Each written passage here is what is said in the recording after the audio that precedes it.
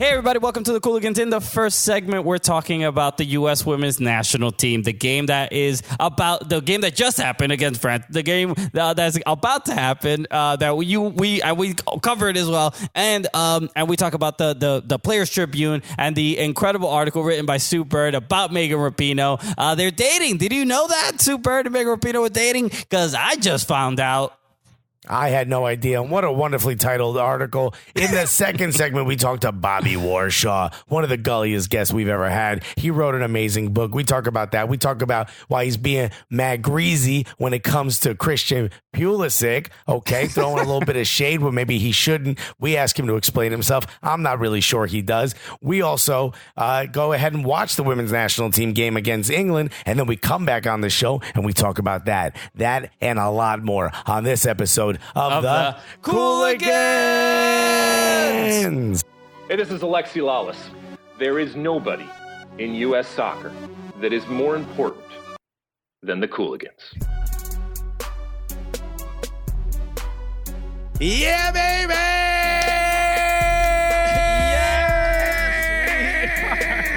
Yes, hello, welcome, everybody. How are you doing, my man? In the Jamaica kit? Wagwan to everybody listening. Your boy is stunting. This is now officially the Jamaican soccer podcast. Because Jamaican me crazy for soccer. Everybody. You know how we sound Jamaican? You know? You recognize our accent? Yeah, of course. We wild Jamaican. I grew up next to Sean Paul. What about you? I grew up next to Petra. And she always wanted a romantic call. I've said all the Jamaican things I know. And we're done. Bob Marley, everybody. No, shouts to Umbro. Shouts to Good Life. Good Life. Thank you for these Jamaica beautiful kits. kits. And it doesn't end here. It does not. Turn around. Let's hold on. Well, read mine for. I guess it makes more sense. Okay, the back. What does mine say? The back of yours says it has the number 1, and then it says Gulliest on there as the name. Well, what about yours? Let me read yours. What does yours say? What does mine say? Oh my God! It says the number 2 and the word gully. Okay. So I may be the gulliest one, but you are gully too. Or too gully. Yeah, or too gully. As some may say. There you go. And of course it says Reggae Boys on it, and it's dope. It has like a throwback appeal to it. This is very, very cool. Thank you so much. And this is incredibly kind of. Again, we get too many gifts. No, I feel like we're not getting enough. So tone it down. If you're afraid to pull the trigger on sending us a gift, might I be the first to encourage you to go ahead and pull that trigger.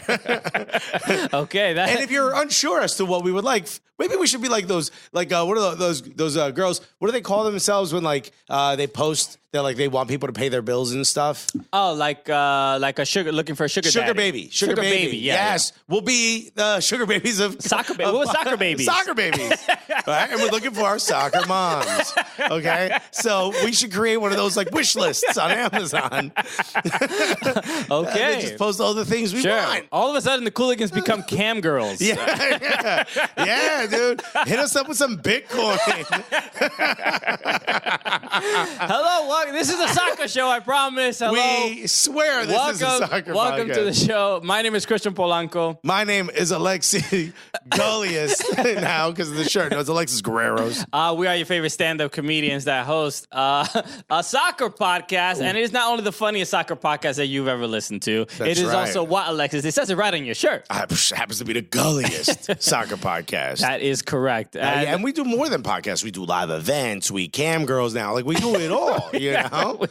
Find us on Reddit, on one of them weird subreddits. Okay, man. I mean, look, the level, the amount of endeavors has no limit for we got the a lot Cooligans. of irons in the fire, and I put air quotes on irons and fire. So you can replace those with whatever you want in whatever you want. Yes. So again, yes, we're always looking for somebody to take care of us. Welcome. Please pay our bills.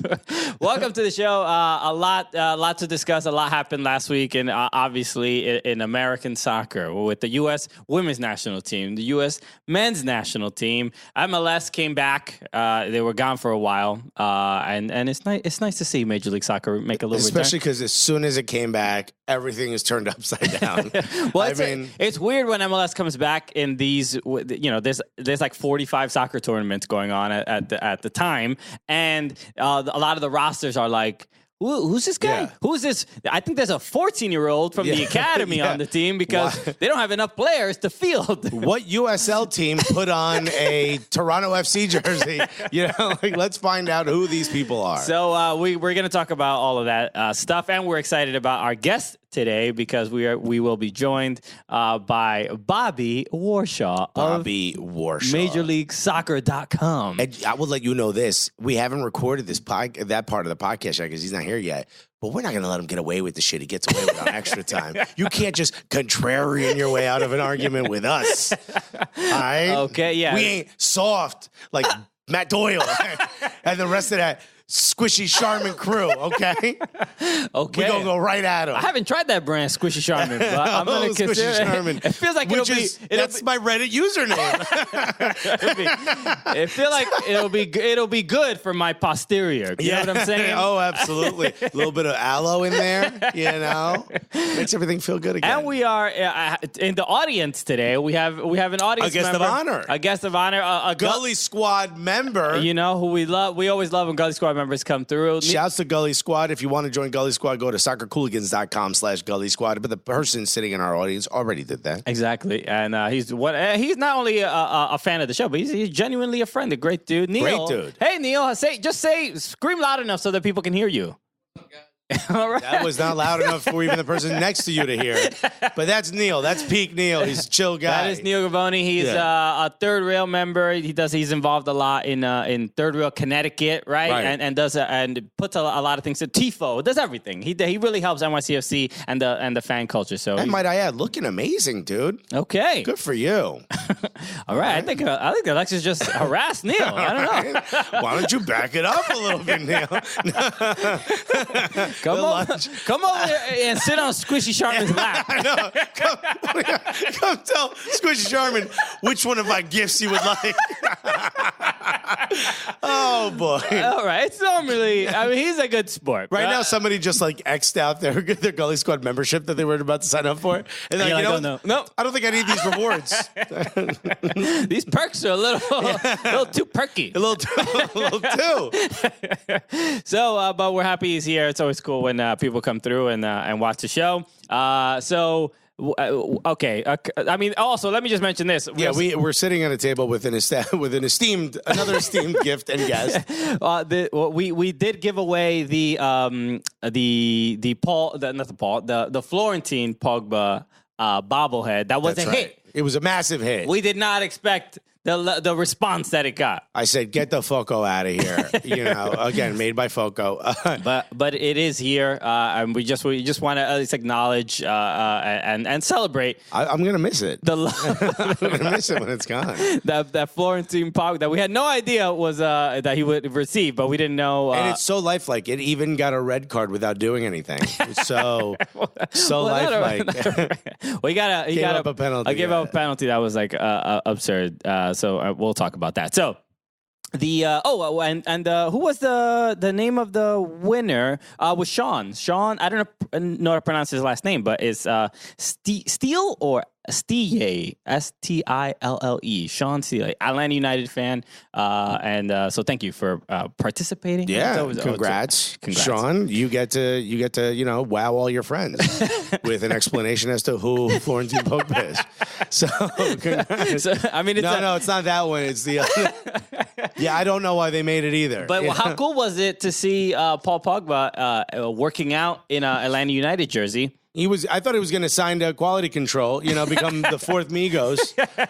He was all over Atlanta. He was all over Atlanta, man. That was cool to see. It helps without a doubt. It will help the brand of Atlanta United, right? Because somebody's going to see that. It definitely don't hurt. Yeah, exactly. Neil actually just said he passed by the Adidas store here in New York. There was a line around the block, and it's for Paul Pogba. Paul Pogba is here in New York. He's making an appearance. So if, let's say, 10% of those people waiting in line saw that photo and was like, oh, what team is this? Atlanta United. Well, that's dope. And, and definitely in maybe not as much here. It's hard to say, but compared to like basketball jerseys are used to be that like you would rock a black basketball jersey from any team. Like it would just be a part of you. If it matches your sneakers, you're good, right? Especially as Knicks fans, we had nothing else to root for, so you wear whatever you want. So but you can imagine this in Europe. Probably there's that like, getting an MLS jersey, right? We saw it is kind of fire. It's kind of it's like dope. It's like it's very like it's unique. It's like where'd you cop that? It's like I got the Russian League jersey, the Zenit St. Petersburg. Yeah. When I wear that, people are like, "Yo, that's fire." What's no one the watches comic Zenit. in Ireland that was wearing an Gary Doyle. Gary Shouts Doyle. to Gary Doyle. Yeah. So Born in Atlanta United, and he has a Colorado Rapids. I think he's in Colorado right now. Actually, he's got family out there. Yeah. One team is wildly more, a little bit better than the other. Yeah, but the other one's way more obscure. So, so that was dope. So. Okay, so let's show love to the people who show us love. And we have to say thank you for helping us get to 500 reviews. We did it on iTunes. Thank you so much. 506. But it doesn't stop there. It doesn't stop there. Let's make that 5 a 6. 600. Let's go for 600. So, but thank you so much. It really, really does help, and more people get to hear about the show and get to hear about the incredible experience that you have means the world to us. while listening. So we do appreciate it very much. So I want to read this one very, very quickly. This is by Franco. I thought you were going to go with the other one. No, you can read the other one. No, I meant this one over here. I can't see what you're saying, but I'll just read this one. It's just we got it. We have a lot of shows. So this one, it says Best Soccer Pod. That is a title, 5 stars, and it goes. Franco writes, legit the best soccer podcast out. Oh, that's pretty great. Okay, yeah. Well, damn. Wow, there's not so meaning there is no other better show. No, of course about not. soccer. No, I mean, we know that. We know that. I'm glad other people are getting to learn. You know what he's doing? He's validating our opinion. Well, and by that I mean fact. I got this from NYC Mom 43. Okay, I love this one. What a NYC Mom must be just a nice person. Just a mother. Of course, she's probably going to be so supportive. Maybe tussle our hair a little bit.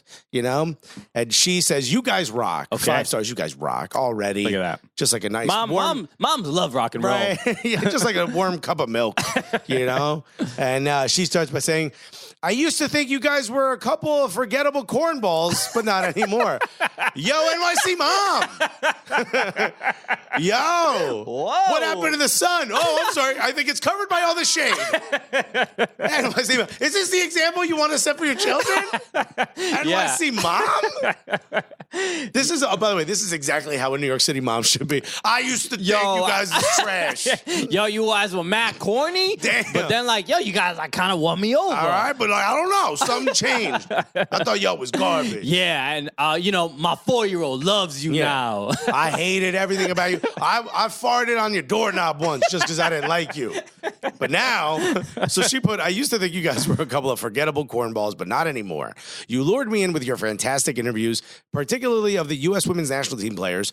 In parentheses, hoping you do a live show from the wedding." Okay. And also, please bring back Joanna Hausman. She is still my favorite all-time guest and should be a regular. I agree. You guys are hilariously on point, yet never cruelly so. I'm happy to see you guys getting more recognition. Wish I could go to the live show with Total Soccer Show. That's right, the live show we're doing in D.C. That's next right. weekend. Go to soccercooligans.com/DC and get tickets for our show at Audi Field. So make sure you do that. Soccercooligans.com/DC. This won't be the last time you hear about it. So. No. You're gonna, also, if you put on Total Soccer Show, you're going to hear a lot about it. And if you follow DC United on Twitter, you're going to hear a lot about it. But we're doing an amazing show. The guests have yet to be announced. When they do, you're going to wish you grabbed those tickets earlier. Exactly. So, you know what? While I was reading this review, I found what stuck out to me. Well, not the forgettable cornballs, which I understand. It takes, especially for New Yorkers, it takes a lot to let someone into your bubble, in your heart. You know what I mean? It's just like, New Yorkers are like, just like on the subway. I don't trust you. Right. I'll be close to you. I ain't making eye contact. And as soon as you say something, I'm rolling my eyes.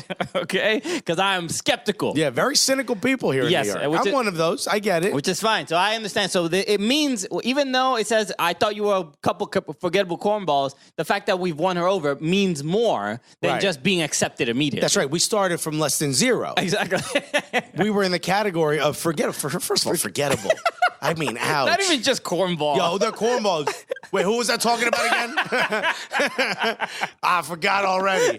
That's rough. But this is what stuck out to me was you guys are hilariously on point, yet never cruelly so. Which, as a comedian, that is where for That's me the goal. That is the goal. But it's also something that is clearly on people's minds with the sort of state of comedy, right? Right. Where people want to laugh, but they don't want it to be cruel. They don't want it to be at the expense of somebody else, which is totally fine, but not necessarily the point of comedy, right? I mean, I get the whole punching up thing. I get it. I don't follow that like as a religion. Yeah. But I also, when I see someone punching down, I'm like, all right, I get it. Why people may not like this. I don't care what you do as long as it's funny. Do it. But yeah, I get the point. Like the fact that we're not cruelly, on point, and we're trying to make people laugh. Which is also subjective, right? Because some people might think that we've gotten those reviews.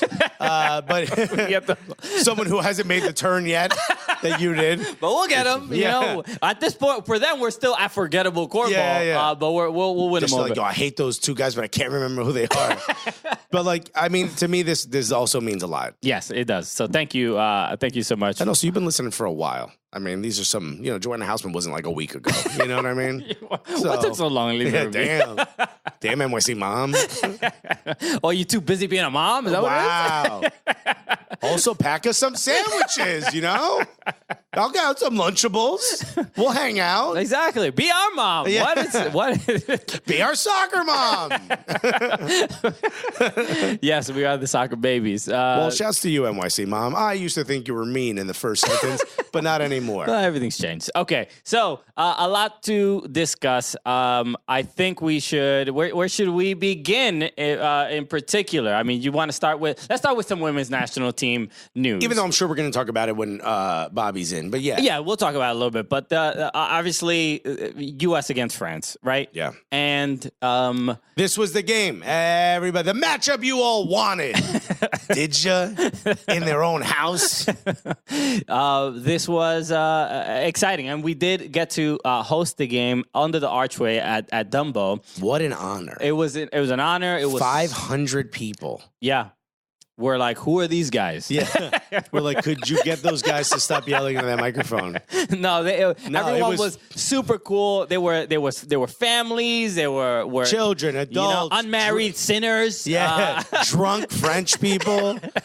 There were no sober French people. They're mostly drunk. No, it was great. It was on. People brought their own food. It was like a picnic event. Yeah, it was amazing. It was really, really cool. And we got to see the U.S. women's national team win 2-1. Against France, a brace from Megan Rapinoe, one goal from Wendy Renard on France. She's absolutely incredible. Yeah, she's just it was not an easy goal per se. It was a great header, but still, I think it was a mistake off the line. It was a lack of coverage. I think it was Abby Dahlkemper that was off the line, but. It is what it is. They gave up the one goal, but it's still the U.S. looked pretty good, and this was the big test, and it would be wildly after this. It would be wildly disappointing if they don't win the World Cup. I disagree. I actually think it only gets harder from here. Really? Yeah. I don't necessarily look. I think England's backline is ripe for the picking, which could make it a really fun game if you're a U.S. women's national team fan. But I like you even brought up, Germany before. There's other teams other than France.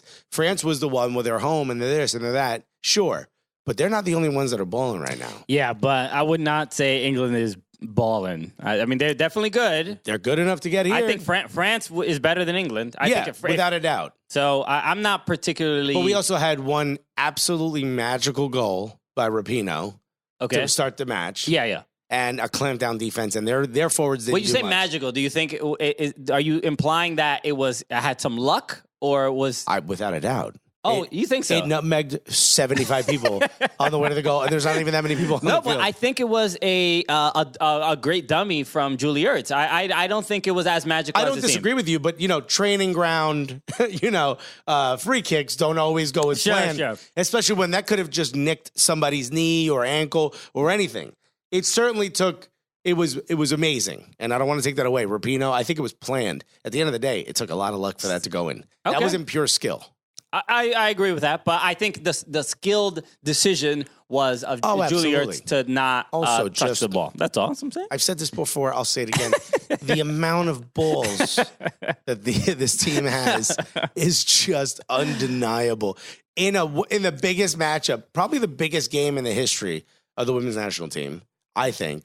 I'm sure they've been in finals, but this is the toughest match in France. In France, yeah. You know, with a team that was perfectly set up to beat them. Yeah. In their own home. And they go out and do that? Well, in what, the 5th minute? France. Body bags. France, for the most part, I thought, were not that scary, at least offensively, up until toward the end of the game when the U.S. women were trying to more focus on just defending, like kill the game. The U.S. Defending is the best in the World Cup. There's no other team that defends better. Yeah, when we clamp down, it's over. Exactly. So that is, I don't know what team it could possibly figure them out to score a couple goals on them. Yeah, no one's going to score 2 on them. I know that. Right. So there's no way. So I don't think England's going to do it. England is they're pretty good, but I'm not particularly threatened. And then the statements from Phil Neville, right? So Phil Neville, coach for the Lionesses, he was clutching his pearls. He was. My Lord. Good God. How dare. Oh, dear. Well, I do say. I've gone Southern. That was Southern. That was Savannah, Georgia. We went Foghorn. Did I go Foghorn on him? I do declare. But he was offended by the fact that there were people from the U.S. From U.S. Soccer that were at the England. They went to scope out the hotel for the final. To check out the hotel to be like, yo, let me look at the digs. I'm going to see if this works for me. Yeah, maybe the Wi-Fi in France ain't working and they can't go on, booking.com. So they went straight to the joint. Maybe they were nearby. Exactly. So it's not like they open rooms where like the England players are sleeping and you're like, so we're going to move some of these beds around, get a much larger television. They sent U.S. Soccer to get the blueprints for England. Yeah. How you know we wasn't just spying on you, man? Jill Ellis was rappelling from the ceiling. She's pretending to clean a window. No, man, they're just checking out the hotel that they're definitely going to use when you get kicked out. That's it. You know what? If I saw Phil Neville, I would have been like, excuse me, do you know where we could get confetti here in France? Phil? You know if there's a party city around here? Yeah. We're just trying to get some celebratory objects. We don't need it for another few days, though. He was frustrated, suggesting that the U.S. was apparently very arrogant. It was a very I forgot what word he used in particular, but he just sort of implied that it was very sort of presumptuous and arrogant to look at the hotel. And Jill Ellis is, yo, our players are talking shit to the president. Why? Who are you? Yo, dog? Who are you, my guy? What kind of pay? Fuck out of here. What are you talking about, Nonsense. Phil? We're going after the leader of the free world. Where you see my hat, dog? Yeah. Where you think you stack up on that list, Phil? Oh my God! One of the weirdest things to be sort of like offended by, and it's so. What you want them to do? Like go to hotels tonight, the day before, not plan? What a strange thing to be bothered by. Like I know it's looking at it from England's perspective, yeah, it's going to be a tough match. They know, and they're trying to drum up any get rid of the angst and get some anger towards the women's national team. They want that, what's that called? That bullet, the bullet board material, bulletin board material. Board. Has Gunny made a return? That's what you're gonna get. Gunny made a return. Oh, Gunny's here again, folks. Okay. I mean, you want the bulletin board material. Bullet board, hilarious. You want something that's going to inspire the team to get a chip on their shoulder and feel like you're an underdog. But they looked at a hotel? I saw one of them look dip at their these toes in the pool. These devils looking at the hotel. Oh, how dare they? I saw one of them checking their Amazon account. They're going to buy stuff if they win, man. I mean, it's ridiculous. Yeah, it's just a silly thing. I mean, there's I honestly think there's better things to get mad at the U.S. women for. Or whatever. For beating you.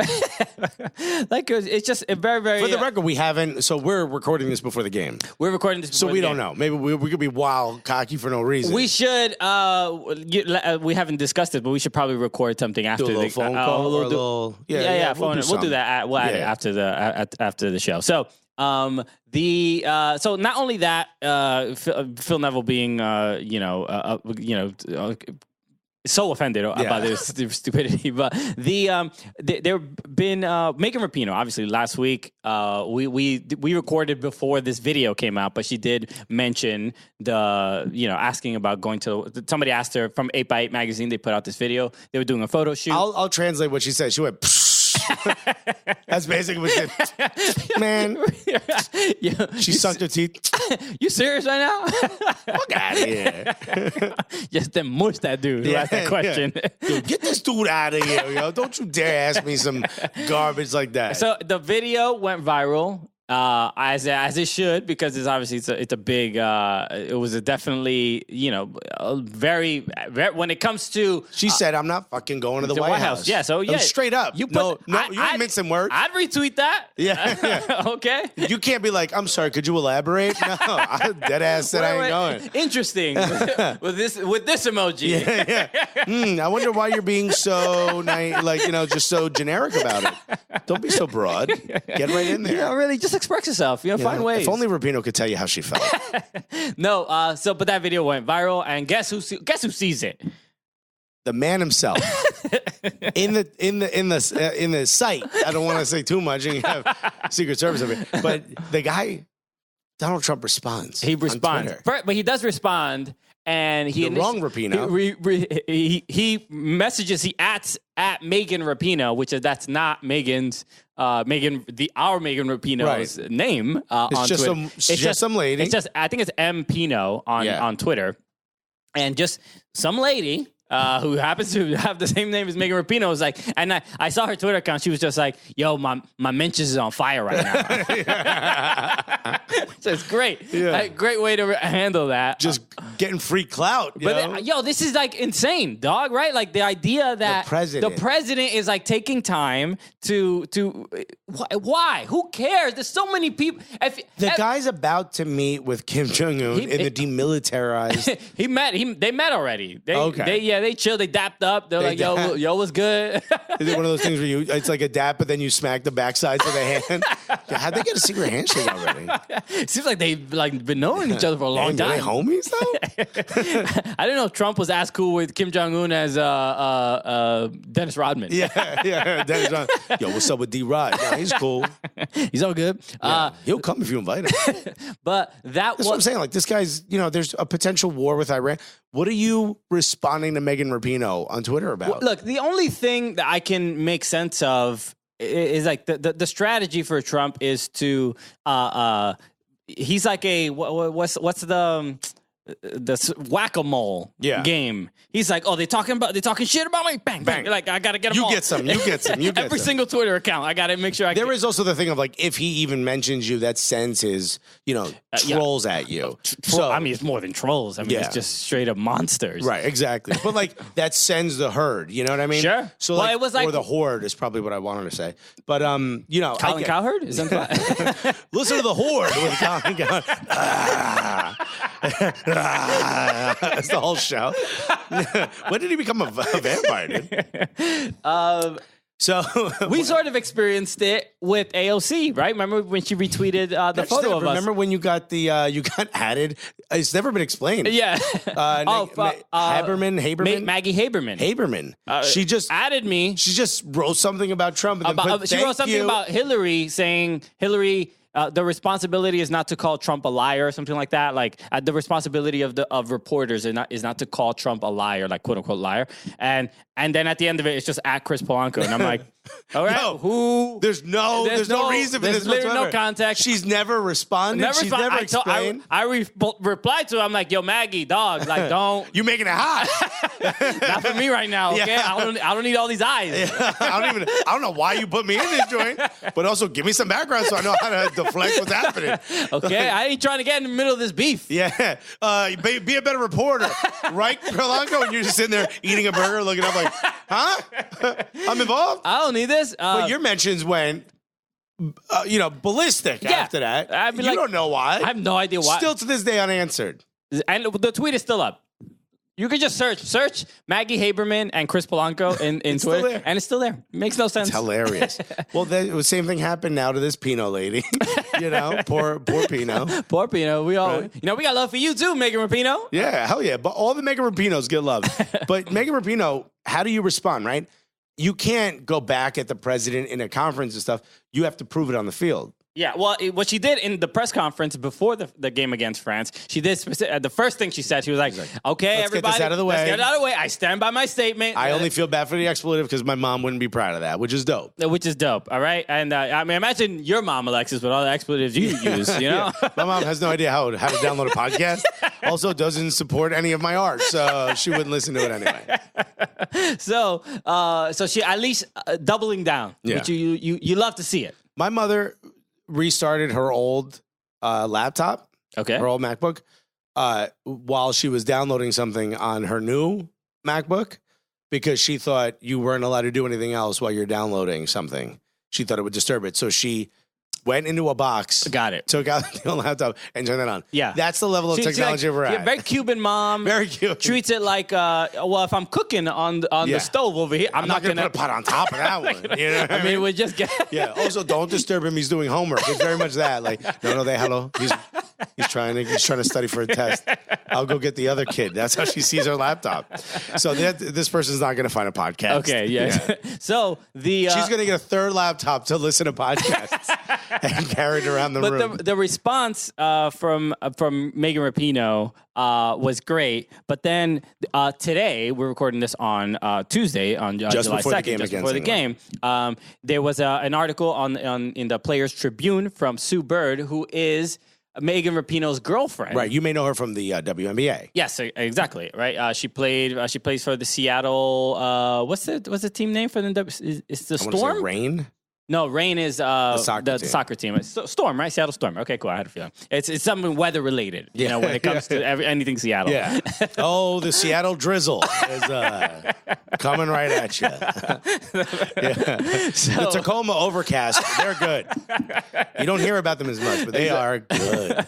So there was a great article from Sue Bird, and so this was a little bit of a shock to me because I did not know that Sue Bird and Megan Rapinoe were dating. I did not know it either, but I found out because the title of the Players Tribune article, and I'm not making this up, is "So the President fucking hates my girlfriend," which is a great. And it's a picture of the Rapinoe stance after she scored, the arms wide open stance. A great title. What a perfect. It was great and very very thoughtful, very sweet, and very just talking about sort of like what we just spoke about, like the ridiculousness of having a high level politician reach out to you on social media or tag you on social media, which it makes your life seem so strange. You're all of a sudden, all these people sort of know who you are. It also feels like something that happens in other countries only. Like, Enes Kanter, who used to play for the Knicks, is not like allowed to leave the U.S.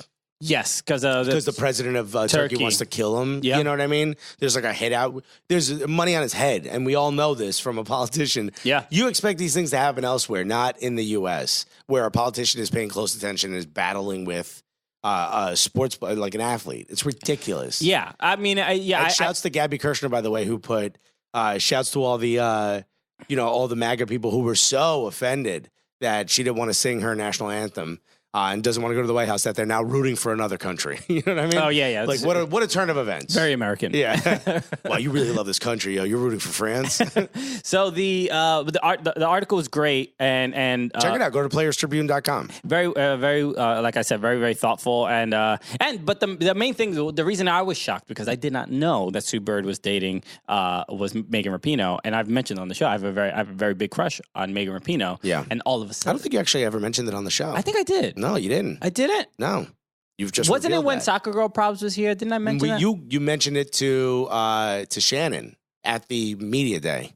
Oh, you've never said it on the show. You just did now. I did. I did now. I have a huge crush on Megan Rapinoe. So add her to the list right below. So now, Alexandria Ocasio-Cortez.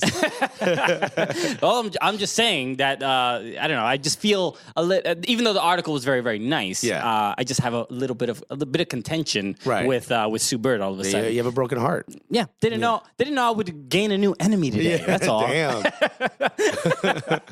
Well, hopefully Sue Bird flies away. Wow. You know what? Sometimes the jokes here, we try to bring some top shelf stuff. Yeah. And every once in a while you get you know? Right? Maybe you can't afford the old top shelf. Yeah, I'll take 17 Roses whiskey. I'll take a Lexus vodka. Sure. So, but yes, the game against England is happening. Uncle Murder brand tequila. Okay. Have you ever seen Uncle Murder before? Yes. I've seen Uncle Murder. He was at a concert. He's the best. There's like 4 people who know who Uncle Murder is. He's Brownsville's finest, yo. He tweeted out, shouts to older women who don't go to the club while they're on their period. And I was like, yeah, I got to unfollow this guy. This isn't what I want in my timeline to hit me in the face at noon. Ooh, what a nuanced take from Uncle Murder. I'm sorry, Uncle Murder. Not murder. You don't use the ER. That would be offensive. Yeah. Oh my God, no. That's not what he's talking about.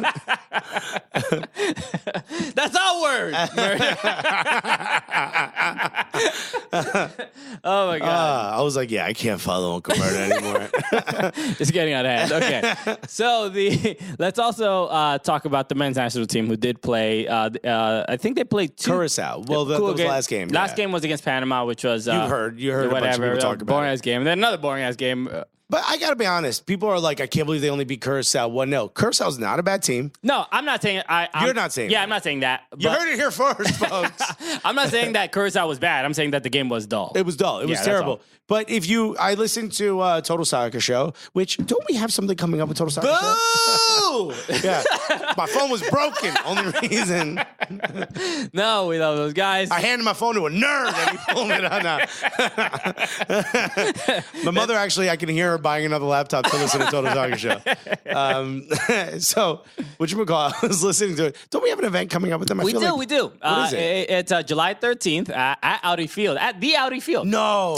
For real. We're performing at Audi Field. At Audi Field with Total Soccer Show and a bunch of DC United players. The same field Lucho Acosta plays at. Correct. We're going to be there. Yes. When is it? July 13th at 4 p.m. Go to get tickets at soccercooligans.com/DC. /DC. That's right. Soccercooligans.com/DC. Glad I reminded you. Yeah. All right. So I was listening to the guys that we're going to be doing that with. Cool. I can't believe I didn't know that. Total Soccer Show. And they were saying that it was frustrating to watch the U.S. men's national team sort of try to get Curacao to play long ball and them refusing to do it. And when you think of it that way, you're like, yeah, that's why the game was boring. It's like one team going, this will work. You know, it's like one boxer just constantly throwing a jab and the other guy blocking it. And you're going, well, all right, well, this is all I had planned for this whole thing. So I'm just going to keep trying. Yeah, I get it. Curaçao's not that bad. I was getting texts from people going, I can't believe you only beat them by 1. I mean, what did you want? Yeah. Curaçao's not that bad. They got players in the Premier League. Yeah. And also, here's a big secret. Not all of those folks that were playing there were born and raised in Curaçao. A lot of them are from Curaçao heritage that played for Curaçao. So they've been in academies. They've been on teams, youth growing up. They're not just guys. Curaçao is like a part of the Netherlands. Yeah. So the players can pick either, I think, country to play for. It's ridiculous. If I'm saying that correctly. Something along those lines. I had no idea that was true until you said it right now. Yeah, okay? yeah. So whatever. What are we doing? They're all Dutch players. They're all essentially from the Netherlands or have a Curaçaoan descent of some kind or something like that. So, but they're a good team. So there's nothing to be sort of ashamed of. And then the goal from Weston McKennie, which was great to see. Perfect. And they hit the whoa. That's right, and the assist. Although Pulisic, not a good whoa-er, I'll tell you that. You know what? I was mildly impressed. I didn't expect that kind of a quality whoa from him. And if you don't know what the whoa is, I guess I'm assuming not all of our listeners are caught up on all the latest hip hop dance trends. Yeah, this what is it? It's going back now probably 6-7 months, give or take. I don't know where exactly started. It's in the South. It was like big in colleges. Yeah, the main if you watch the Old Town Road video when Lil Nas X is on the horse and then he bumps into a girl that starts dancing, the first move that she does is the whoa. She goes like that up and then boom, she hits him with the whoa. So, but the fact that Christian Pulisic was also participating, I'm like, all right, this is honestly the first thing I thought when I saw that. I'm like, this is why you have black friends, all right? This is why you have diversity in U.S. soccer so that you can have the white players dancing better. So you can learn the whoa. You know what I mean? By the way, it started in Texas. Okay. A video of DJ Dangerous, who claimed to have invented the whoa in 2017. There's always one dude who you don't know. I invented the dab in 1957. Where are my royalties? Yeah. How dare Cam Newton and Paul Pogba be allowed to besmirch my sneezing technique. So, it was impressive. But the goal itself, the assist from Pulisic was great. Perfectly placed. What else do you want? Beat the defender. Cuts back away from goal. And you know what I love about not only that, I honestly think Eddie Johnson, right, played for the men's national team, and also please come on our podcast. Please, we've literally messaged you. We beg you. We would love for you to be on the show. What else do we got to do, Eddie? Everybody wants it. Everybody wants it. But Eddie Johnson, I would love to watch a game with Eddie Johnson because while he's on Instagram or at least tweeting, he's like, yo, because Christian Pulisic has been training with Eddie Johnson during the offseason, and he's like, yo, I taught him that. I told him to do that. And he's like, you see, he's doing what I taught him. Yeah. This is all me. He's like a dad who like a kid he didn't raise gets picked in the NBA draft, and he's like, we made it. Guess who's back? Like LeBron's dad trying to make a comeback. You know what I mean? What? You're welcome. Taught him how to do that. I left. That's why he does that fadeaway. That's all he saw of me as I left to go get cigarettes. You know what I mean? But Eddie Johnson was mentioning that that Christian Pulisic was not really into the double step over. He was more into just doing the single and then making a sharp move. But in that particular play, he did the double and then kind of froze the defender, crossed it, and Weston McKennie was there to put it in. And that connection felt very like, oh, this might be the future of the U.S. men's national team. Just seeing those two, that might be a strong partnership that we have to the head prioritize. Of Gully player development, Eddie Johnson. Okay, U.S. Soccer added to one of the positions. Speaking of that, did you see the? I wish I had it in front of me, but we didn't plan to talk about this. The reviews of employees at U.S. Soccer from a Glassdoor. Did you hear about this? No. So Glassdoor. I know what Glassdoor is. That's where people post like when they don't like the company they work for. Exactly. So there's one that exists. There's a section for U.S. Soccer.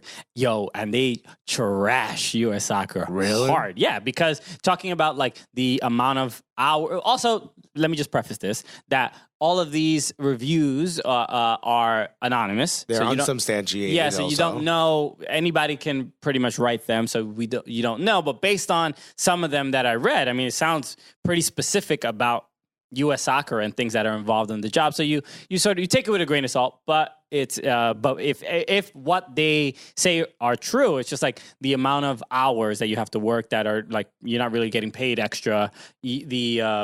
Just the lack of any kind of upward mobility in the job. They don't really give promotions. It's not U.S. Soccer. How many employees does U.S. Soccer even have? It can't even be that many. It's got to be pretty big. I don't think so. But not big enough where like they don't know who posted that. You're like, and he ate my turkey sandwich. Like, damn it, Steve. Just tell me. Just tell me, Steve. Just looks up over the cubicle. Steve, huh? I'm sorry about the sandwich already. You got to go on glass door.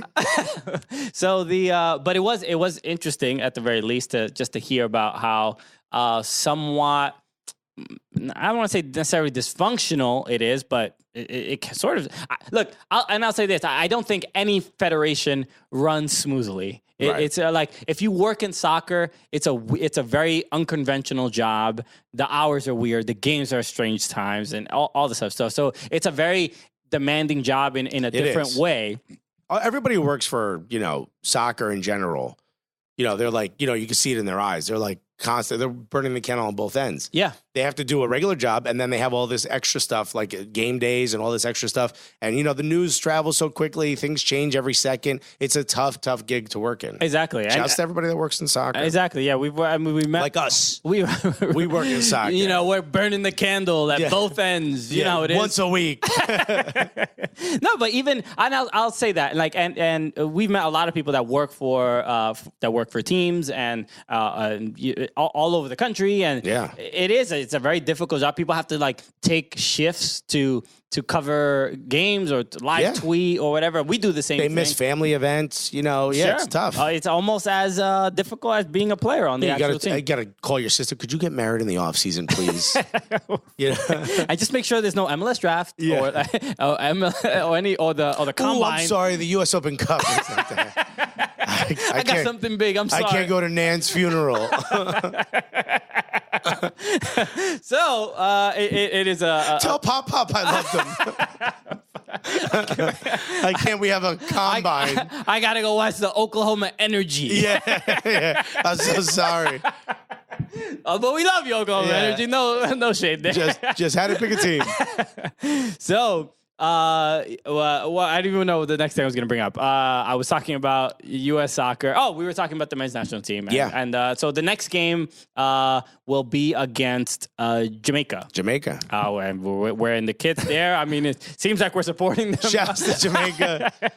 I hope you look this good losing to the men's national team. I think this is going to be the first. Look, the first very much a real test in the Gold Cup. The U.S. did lose to Jamaica in that friendly off the 1-0 off of that golazo. I forgot who scored it, but Kenmar Lawrence, right? Free kick. It wasn't Kamar. No. It wasn't a free kick. It was just. Oh, I know what you're talking amazing about. goal. I just forgot who it was because they don't have their names on the back of their shirts. It's too confusing. If they said Gully or Gulliest on it, I'd be like, oh, okay. Now we know who it is. Oh, Gully 4 is doing amazing.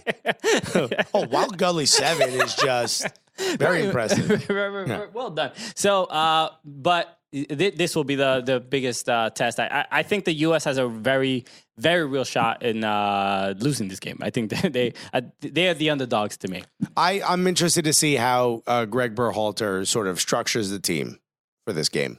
Because I agree with you. It's a tough guy. It's going to be a hell of a competition. And I feel like every time Kamar Lawrence plays against the U.S., he's like, because he's played in MLS for a long time. He knows a lot of the dudes. He's playing against his teammate Aaron Long. Mm-hmm. He plays. He plays with a lot of energy, and he wants to beat the U.S. They lost in the final in the last Gold Cup against the U.S. And he doesn't want to deal with that again. So he wants to win. And shouts to Haiti, by the way. Haiti is another out of nowhere Gold Cup. And I'll just preface this.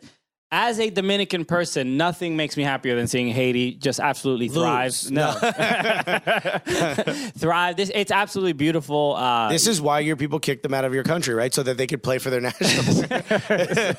Yes, that was the plan the entire time. The xenophobia, the racism. Yeah, it's all there, but it helps. In the end. What? You think it's just general intolerance, but there was a plan in place. This is part of the academy development process. No, shouts to Haiti, man. They're doing absolutely incredible. It's incredible. And, I've spoken about this before. The way Haitians are treated, especially in the Dominican Republic, is absolutely disgusting. I hate seeing it. And, we won't stand for it. It's something that I think should be talked about more because it is pretty terrible. Anyway, but that said, shouts to them. Haiti did defeat Canada 3-2 in an amazing game. They were comeback. They were down 2-0 and then come back. A stunner. Yeah. It was incredible. You do not expect. Haiti was, I think they finished, I believe, first in the Nations League rankings, and amongst the other Caribbean teams. Of course, you would understand them being right, but they are making some noise about the future of CONCACAF. Also, Canada looked amazing. Canada's front 3 or 4. They have like 4 players that are attacking that are absolutely out of this world. It was Jonathan David, I think, who scored the first goal. I think he has over one goal per match. And he's interesting. He's actually Haitian. He's of Haitian descent. That's why he didn't celebrate. From Brooklyn, Haitian parents from Brooklyn. So he was raised in Canada, and he didn't celebrate during that after his goal. That was great too. How incredible is that? It's just a great story. But I felt kind of bad for Alphonso Davies after the game. He was just like hurt. He sat there. He sat there sad. Crying, that was a game Canada should win, but that free kick of his going off the crossbar was just shocking. That thing was what a pinpoint. And I will say this, you could see his level of talent. What is he, 19, 20 years old? He's leaps and bounds above everyone else on that field. It's wild. Just the touches he takes, the movements he makes. Absolutely amazing. Yeah. He's going to be a player to reckon with in the future. And hopefully Canada can pick up some other, players that sort of build around them for their national team. But Haiti looking on fire. Yeah. I think a big shock to Canada. Mm-hmm. They, in 1 week, they lost in the Women's World Cup, and they end in the Gold Cup when they should have won. They should have won the game. I mean, there's on paper, you win that game, but Haiti is playing with a level of confidence that we're not used to seeing, especially from Caribbean teams. Yeah, man. The game against, so next up it's going to be Haiti against Mexico. And then the U.S. against Jamaica. And then obviously those are the semifinals. Entertaining games. So I have a feeling it'll be U.S.-Mexico, and that'll be an entertaining final. But we'll see. Yeah, we'll see. I mean, Mexico also went to penalties with Costa Rica. And Guillermo Ochoa. Oh, yeah, he was great. Wow. Yeah. But the I don't know, the certainty that we had of Mexico just like running through this is looking a little different. I think Haiti's going to give them some trouble. Sure. I don't think Haiti's going to win, but they will give them trouble. This is just a great positive story for Haiti. Hopefully they do continue to win, but yeah, I think Mexico is going to take them out pretty easily. Okay. So let's go through a couple MLS games that were pretty entertaining and pretty wild. The Cali Clásico happened. San Jose Earthquakes win 3-0 with the Zlatan on the pitch. That is not. But he was in Flo Youngworth's pocket the whole game. He was getting taken care of. Wow.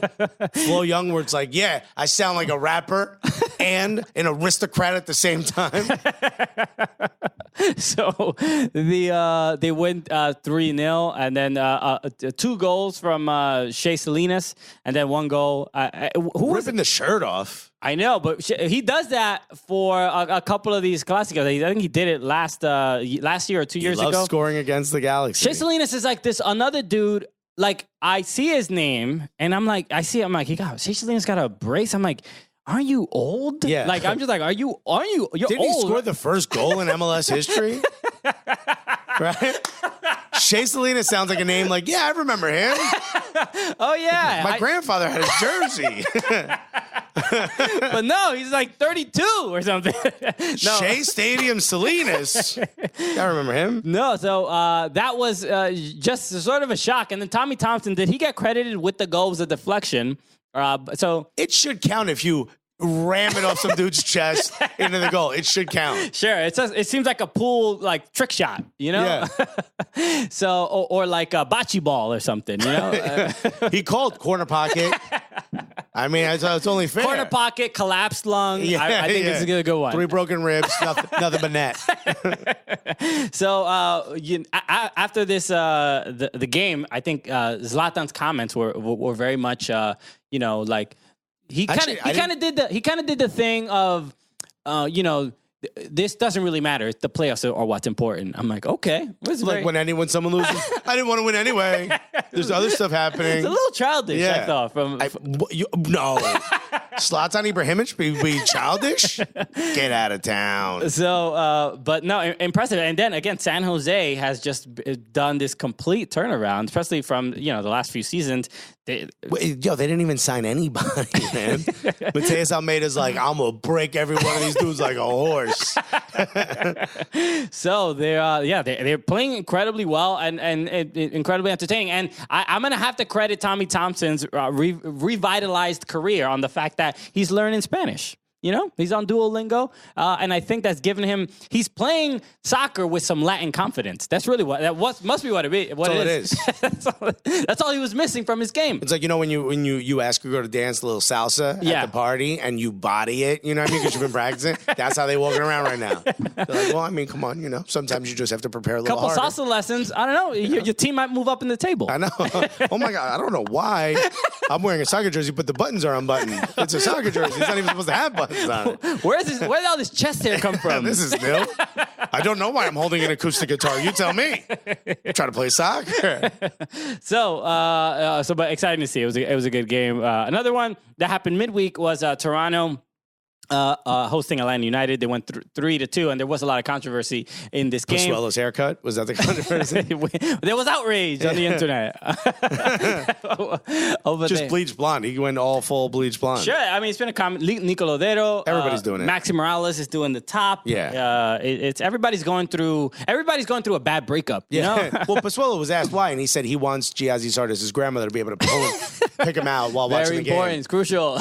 She's hard to. She watches all the games. So. She's a big MLS fan. She wants to know who on each team. She's still wondering why her MLS Live is not working. Yeah. She's like, I pay for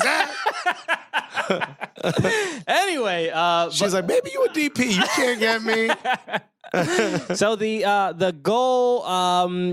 So actually, the penalty that was the more controversial one. The phantom penalty, which was like it reminded me of Larry Johnson's 4-point play, where he was 100% fouled viciously. I agree. He was also very much fouled. As a Knicks fan, right?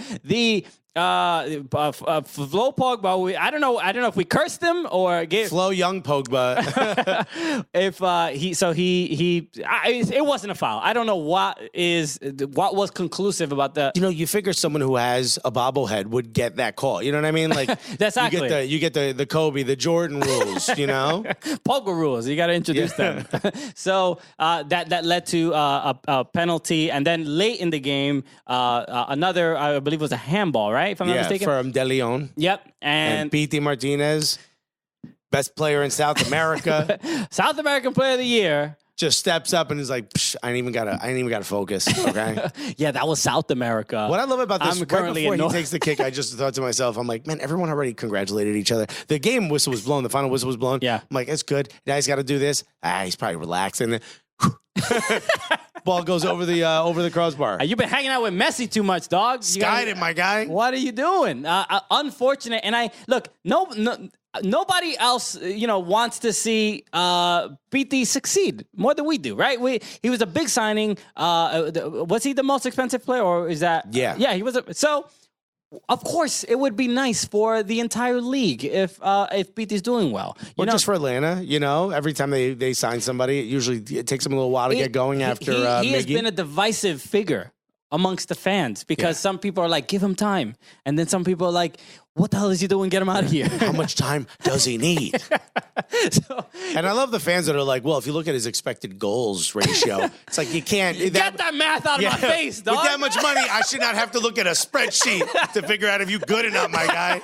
You know what I mean? He should pass the eye test, and then from game to game, and then in the following game, he was taken out, and Frank de Boer was just like, he was making too many mistakes, and it makes it seem like Atlanta seems like the hot city, the hot ticket to be at, the best team, the most exciting, massive fan base, all this money, the whole nine. And it's like maybe there's something mentally kind of in his way that won't allow him to be like comfortable. This is the first time he's eaten something other than grilled steak. He's getting all that good Atlanta Southern food. Is that what it is? He's just too many carbs. He's like, oh my god, wait, you take chicken and do what with it? I need to try this. I've been eating skirt steak 7 times a day. Atlanta United is a bad influence. Yeah. You know? The gravy is weighing him down. That's the problem. That is. Meanwhile, Julian Gressel continuing to shine. He's used to that. He's like, oh, schnitzel. I was raised on that milk. I'll be all right. Yeah, I call it milk. Yeah. That's what I got in my formula. It was nothing but sausage gravy. We called it kielbasa gravy. So, yes, unfortunate, but they ended up winning their next game. I think it was like 2-1 or something like that. But it'd be nice if he does well. And maybe he'll get a bobblehead someday. Who's doing better, you think? Mateus Almeida or Frank de Boer? De Boer. It has to be Almeida for the turnaround. Did you think De Boer had a good team already? Did you think that would be the case at the beginning of the season? No, not at all. Not one bit. In the beginning, we thought Frank de Boer was not going to last too long, right? Because how many games was he fired at when he was like at Crystal Palace? And I think he lasted like 10 games or 12 games. Yeah, he didn't last half a season. I mean, it would have been insane if that happened here as well. But it's nice to see that there is that level of... If he does get fired, he could be the coach of the Oklahoma Energy, baby. Oklahoma Energy. Get your tickets now, please. They're a pretty good USL team. They are great. I don't know why we're shitting on them. They get love. Oxnard Guerreros.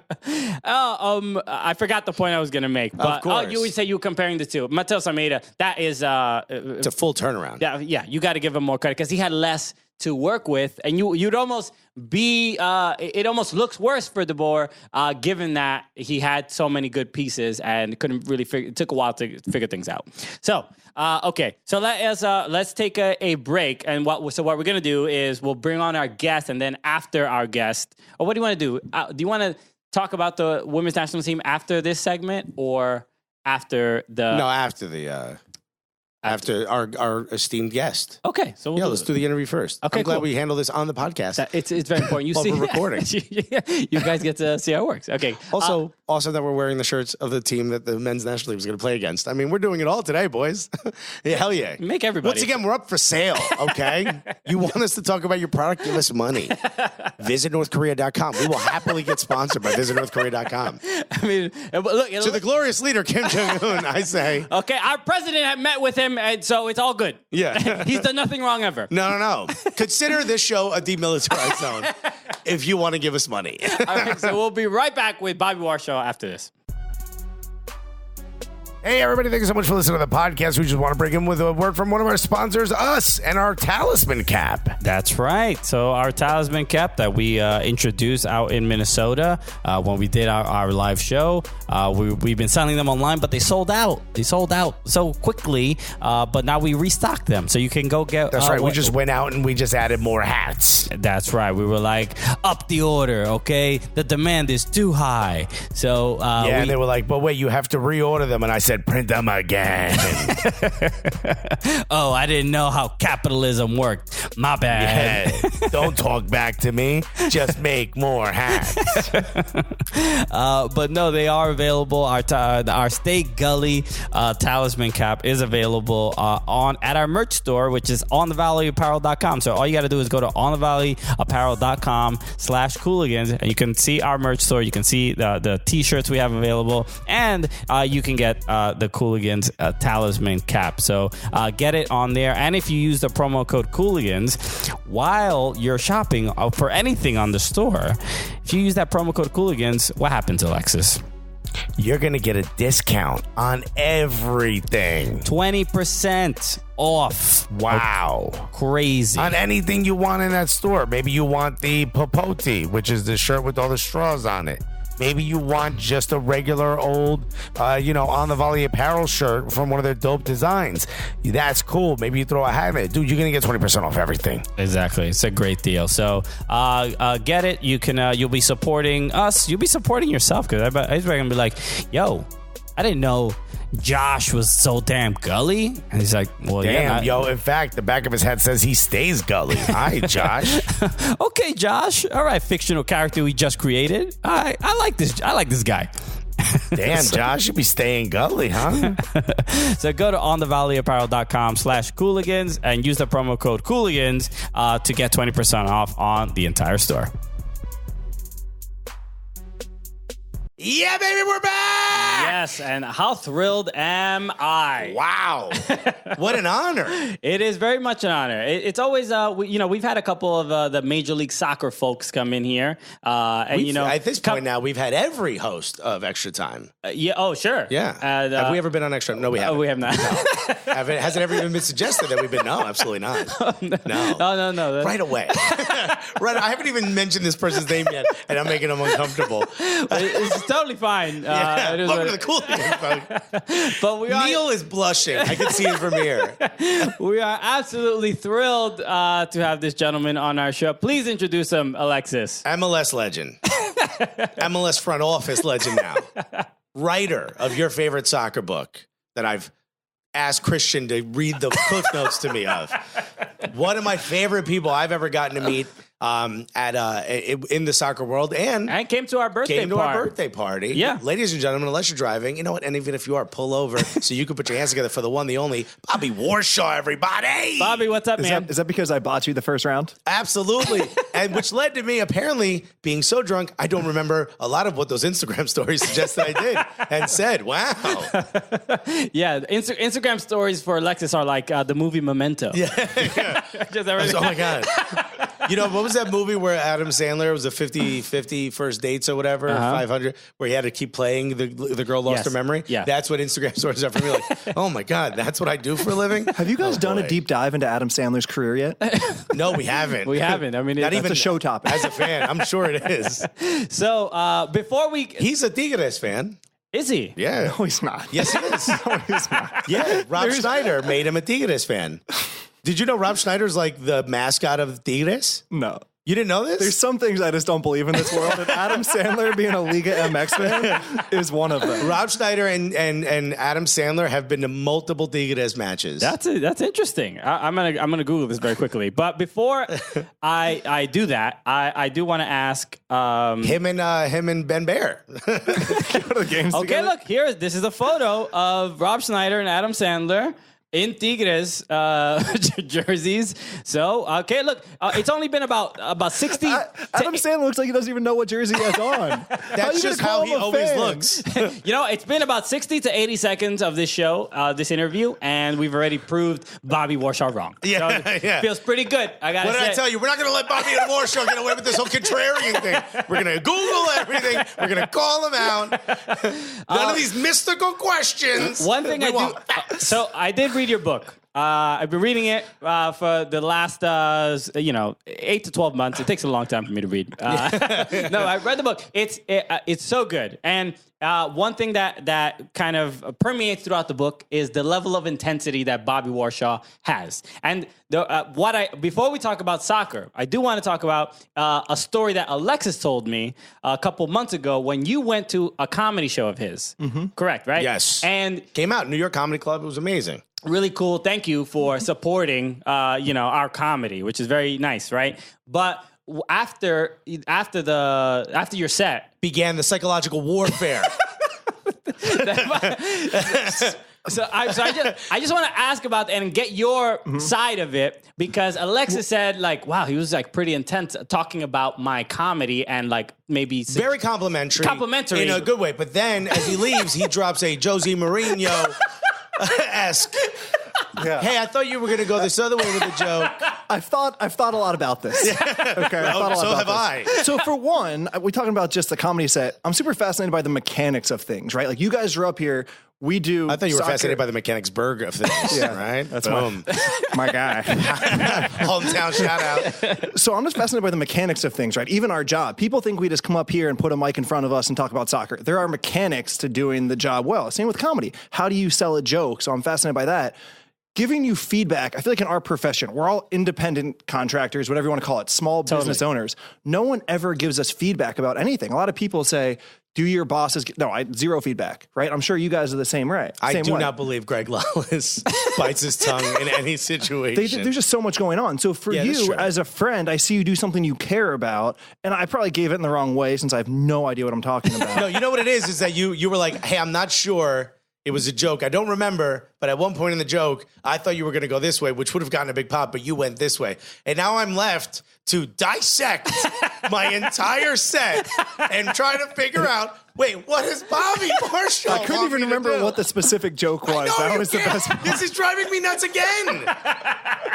Imagine you go to your, the men's national team coach comes out to, who was Bruce Arena when you were playing, right? Yeah. He comes out. Bob. It was Bob. Bob Bradley comes out to see you play, and he's like, hey, man, that was great. I'm glad I got to see you. Hey, I thought you were going to do this one thing on the field at that 1 minute, but then you went a different way. Would have been great if you did the other thing. Now you're like, well, then toss everything out I've ever done. I need to figure out how to get on this men's national team. That's essentially what you did. Which, by the way, all well-spirited, all well-meaning. Nothing, it was dope. None is negative. Honored. But when you left, I was like, well, I guess I'm going to pull all my hair out But you tonight. crushed it, dude. The show was awesome. If people are in New York, they have to go see it. Yeah, so that was the thing. So when he told me that, I was like, oh yeah, that's how Bobby is. Yeah, that's Bobby. That's what Bobby does. Bobby doesn't just get in the heads of other players on the other team. He also does the comedians. I was in his pocket. I was like, where do I go? Where do you want me to go? It's just I was holding his amazing. little pocket.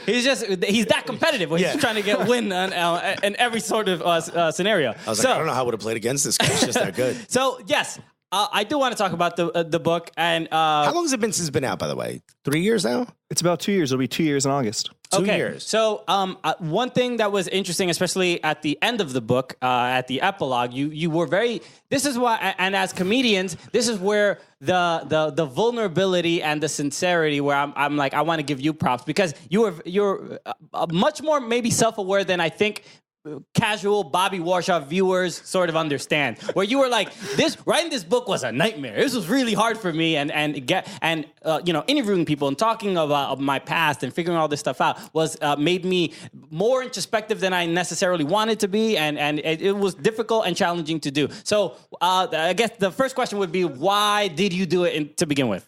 So I think there's two answers to that. One answer is I think I needed to apologize, maybe to the world, maybe to myself, for all of the things that I had done. Because you get through the book, and one of the takeaways is you have to, my competitive advantage is I could hold my teammates accountable. I could perform at a certain level every single day. That often meant being mean to teammates. I don't know how else to put it. Yeah. It was the right thing to do in a soccer sense. When you step back and you say from a human perspective. Not mean in the sense of like, you're kicking people's food out of it. Like you had to be like forward, direct. Correct. You're not good enough today. Your work rate, your intensity, you didn't show up on time. All of those things took a toll on my soul, saying, this is the right decision in soccer. Is this a type of human being that I want to be? So I think I had to apologize. But two, it just gave me something to do. You hear about all these professional athletes retiring and being lost. This gave me a purposeful project when I was done playing. What is that? I don't know. You've probably answered this multiple times, but the mindset of an MLS player is very different than the mindset of players in other countries. Especially the era you were playing in. When you were nearing your retirement, what went through your head as you were getting ready to leave the league? Because we've gotten to the point now in the last about 3.5 years where we've been able to communicate with a lot of players, and some of them will just be very honest with us and be like, yeah, man, I got to get my real estate license when I'm done, or I got to go do this. And for us, it's like just shocking to hear, like, God damn, man, you're doing so amazing. You play for the national team. It's amazing that you have to now go start another career. You know what I mean? And we would talk about this while we were playing, making $55,000 while our friends were maybe not making more, but on their way to making more. We were very aware that we would have to start over at some point and start from scratch. It was scary. What went through your head? What were you contemplating? Because you found your way, and I know you don't like to hear this, but you're essentially an entertainer now. You're essentially in the soccer media. Yeah. But you're not a journalist, so to speak, right? You do write for MLS Soccer. I would not use the J word. No, I would not use the J word. No. So you're to some degree you're an entertainer. Like you and I had a conversation at our birthday party where I was like, no, what you do, like, even if people hate what you're saying, that's positive. And you were like, no, people tell me that all the time, and it's weird to hear that. But it is like, it's an interesting week to bring that up too. Really? It's an interesting week. Oh, we're going to talk about it. Oh, we talking about it. But like, all right, people who hated Howard Stern listen for 2 hours. People who loved him listen for 1 hour. Right. So to some degree, getting any type of reaction is a positive in your field. What made you want to go into this? Like, were you going to go take a Series 7 test? And you're like, I can't be that guy, even though you dress like that guy. You just didn't want to be that guy. So my last year of playing was essentially, I was done, man. After what happened to me in Norway, I loved a club. My heart got broken. I was done. I was over it. I said, the struggle that this career is, this profession, is not worth it to me anymore. I came back to USL in Harrisburg as a transition year. I studied for the GMAT. I was going to go to business school. I studied all year. I applied. And then this job came up where they asked me to come to New York because I was local, do some videos, do some writing. I didn't suck. I wouldn't say I was good. I wouldn't say I'm good now, but I didn't suck enough to get another opportunity. And then they, got the studio. They needed more people. So it was never planned. I never weaseled my way into it. It was one thing led to the next. They needed someone who could do the job for a certain price point. I was single. I could move to New York, and it all just worked out. Humble is something that is surprising to hear from you, because you seem like someone who carries yourself so strongly on the field and stuff. But you've done this a couple times when we've talked. You'd be like, I just didn't suck. Dude, it may be hard for you to understand, but you are great at what you do. Thanks. That feels weird. That feels weird. Part of the job, and I think people out there, and we can probably get into this, people out there think I'm a certain thing. That's the job, right? You have to say something in a certain way in order to get people to listen with more energy, with more volume, with more directness. Your cadence is important. All of those things are important. That is the craft of this profession. So even though I sound like I undoubtedly think that this should happen on a soccer field, that's the craft of doing it. And then we can talk and be like, honestly, I don't know, man. Yeah. Well, you've got charts behind you. You've printed up. And you're like, I really don't have no clue. Not that you guys would look at them. We've already established that. But it's like when your parents speak in this authoritative way, and then you get older and you're like, they didn't know anything. They didn't know a thing. But it's tough in the world of soccer, because it's one of those sports where it's not just the numbers. You know what I mean? There's so much that goes into it. So I love one of the things I love the most is the back and forth between you and Matt Doyle. Talk a little bit about how that feels to be sort of in this room and watch David Goss and Andrew Wiebe just be sort of confused as to what's happening, getting to watch a tennis match. Yeah. I think people know that Doyle is good. I don't think they know how good he is, the ability that his brain has to synthesize information, just a ton of information into a coherent way for himself. And then the way he distributes that, not just his writing ability, which may be in the top 2 or 3 in American sports, his ability to use prose, but to explain things. I mean, with that said, I think I very much disagree with a lot of his assessments on soccer. Right. And it doesn't mean I'm right or he's wrong. It's just we would go about coaching, about running things, about evaluating in a different way. And it's all genuine. The thing I get so often is the fact that we manufacture ideas, we manufacture statements. We legitimately just see things differently. Sometimes we agree, but for the most part, we would go about the sport differently. And it's fun trying to show we're right, but also hopefully move somewhere that's a little closer to the truth for both of us. And one of the disagreements that came up recently during it was a post game, right? Or I actually don't even know. Okay, so it's on the internet, so it's definitely in video form. Yeah. But you got a lot of heat after making a statement. I don't have the statement in front of me. Maybe you can repeat yourself about Christian Pulisic and implying or suggesting that he hasn't done enough to use the right words. In your opinion, warrant an auto start. Yes, thank you. That is the best way to put it. I should have consulted you before. Text me, my guy. Be like, hold on, Doyle. I got to double check, bro. Yeah, I'm going to pull an expert. Alexis Guerrero. Laughter consumes the stage. Yeah, that's been something. Yeah, that's been something. I know that on Extra Time you talked about it a little bit as well. But what is because obviously, just like maybe on paper, that statement seems fucking insane, right? I gotta be honest, it seems fucking insane on paper, on my screen, coming out of your mouth. Because as you know, as maybe laymen's of watching U.S. soccer and watching the men's national team, to me it seems very clear that Christian Pulisic is, to me, the best player, but also the most sort of skilled and confident while playing. Yeah, that's my take. But maybe there's something I'm missing. He's also played for 3 coaches, and he's 20 years old. Yeah. In the men's national team alone. Yeah. Let's talk about the mechanics of what happened, though. Everyone says that was a hot take. You're doing this for clicks. It was part of 60 minutes of content, and I couldn't even tell you if it was from the pregame show or the postgame show. Like, this isn't something that I plan to say. It's something I believe, right? I wouldn't say it if I didn't have plenty of mental evidence to support it. It's not something I've worked through. But the idea that I threw it out there for my own personal brand, or that I got clicks for the first of all, I don't get there. Like, those clicks don't count for me. Yeah, well, we're not implying that. Hopefully, I guess that must have been the general. We're asking you about it so we get the clicks. All right, of course. Yeah, so I would say that part hurts. I wish it didn't. I wish I had thicker skin. I wish that I could go with Alex and say, anybody talking about it is good. It hurts when people think that I manufacture it to be, I don't know, contrarian or prerogative. Yeah. Provocative. Provocative. My opinion Maybe it's this side of the table because that happens to me all the time. So in terms of his position with the national team, it's not that he shouldn't start. It's not that he's probably not the best player. I think there's a legit conversation about him and Tyler Adams. It's the fact that if you go back through the last 9 games, and yes, he scores goals, but you can also go through plenty of players, and we can talk about the curse of the 10, which is a longer conversation. There's plenty of players who score goals that aren't playing their best or necessarily help the team. And I'm not going to argue Christian Pulisic hurts the team, but this idea that he has played well, I think is wrong. I think it's been 9 straight games since Christian Pulisic has not just played to his level, but full on played well back into that Trinidad and Tobago game in 2017 to Ecuador and Chile and England and Italy and all these games. So the obvious point is who takes his spot? Nobody. Christian Pulisic should start. This is the second part of the conversation. I actually disagree. I don't think that's the easy point. I think the easy point is that you're expecting someone who's 20 years old to play to the potential that we all expect, not realizing this is part of that rise to that potential. Playing poorly for 9 straight games? Poorly or just not to your expected level? Which is subjective. No, you're exactly right. And there's definitely extraneous variables, right? The different If an coaches. MLS kid played that to the level he's played for the last 9 games, we'd be saying, oh my God, how's he only playing in MLS? He should be playing in Europe. But because you see this kid get sold for $73 million, you're saying, I expect more. You're not wrong, but this is the escalator to that. I think that I think I generally subjectively disagree about his performances. He has moments that are phenomenal. That moment against Curacao, phenomenal, right? Only he can do that on this team, beating a player, serving that ball. But if you watch the general flow of his performances, I'm not sure he's been the best player on the field for the U.S. Maybe he has, and that's largely because of where the player pool is at. But I also don't mind sitting here and saying, if you watch the 90 minutes, I'm not sure that he has performed that well. Beyond the question of, is it enough for him to perform better than everyone else if he's not performing to his own ability, and how you help him get there? Yeah, I think this is the process for him to be getting better. We're going to see his peak at 27. I think it's unfair to suggest that over the last 9 games we should have seen, FIFA meter at 100 across the board. So when is it fair? When is it fair to say a player should be playing well on a consistent basis?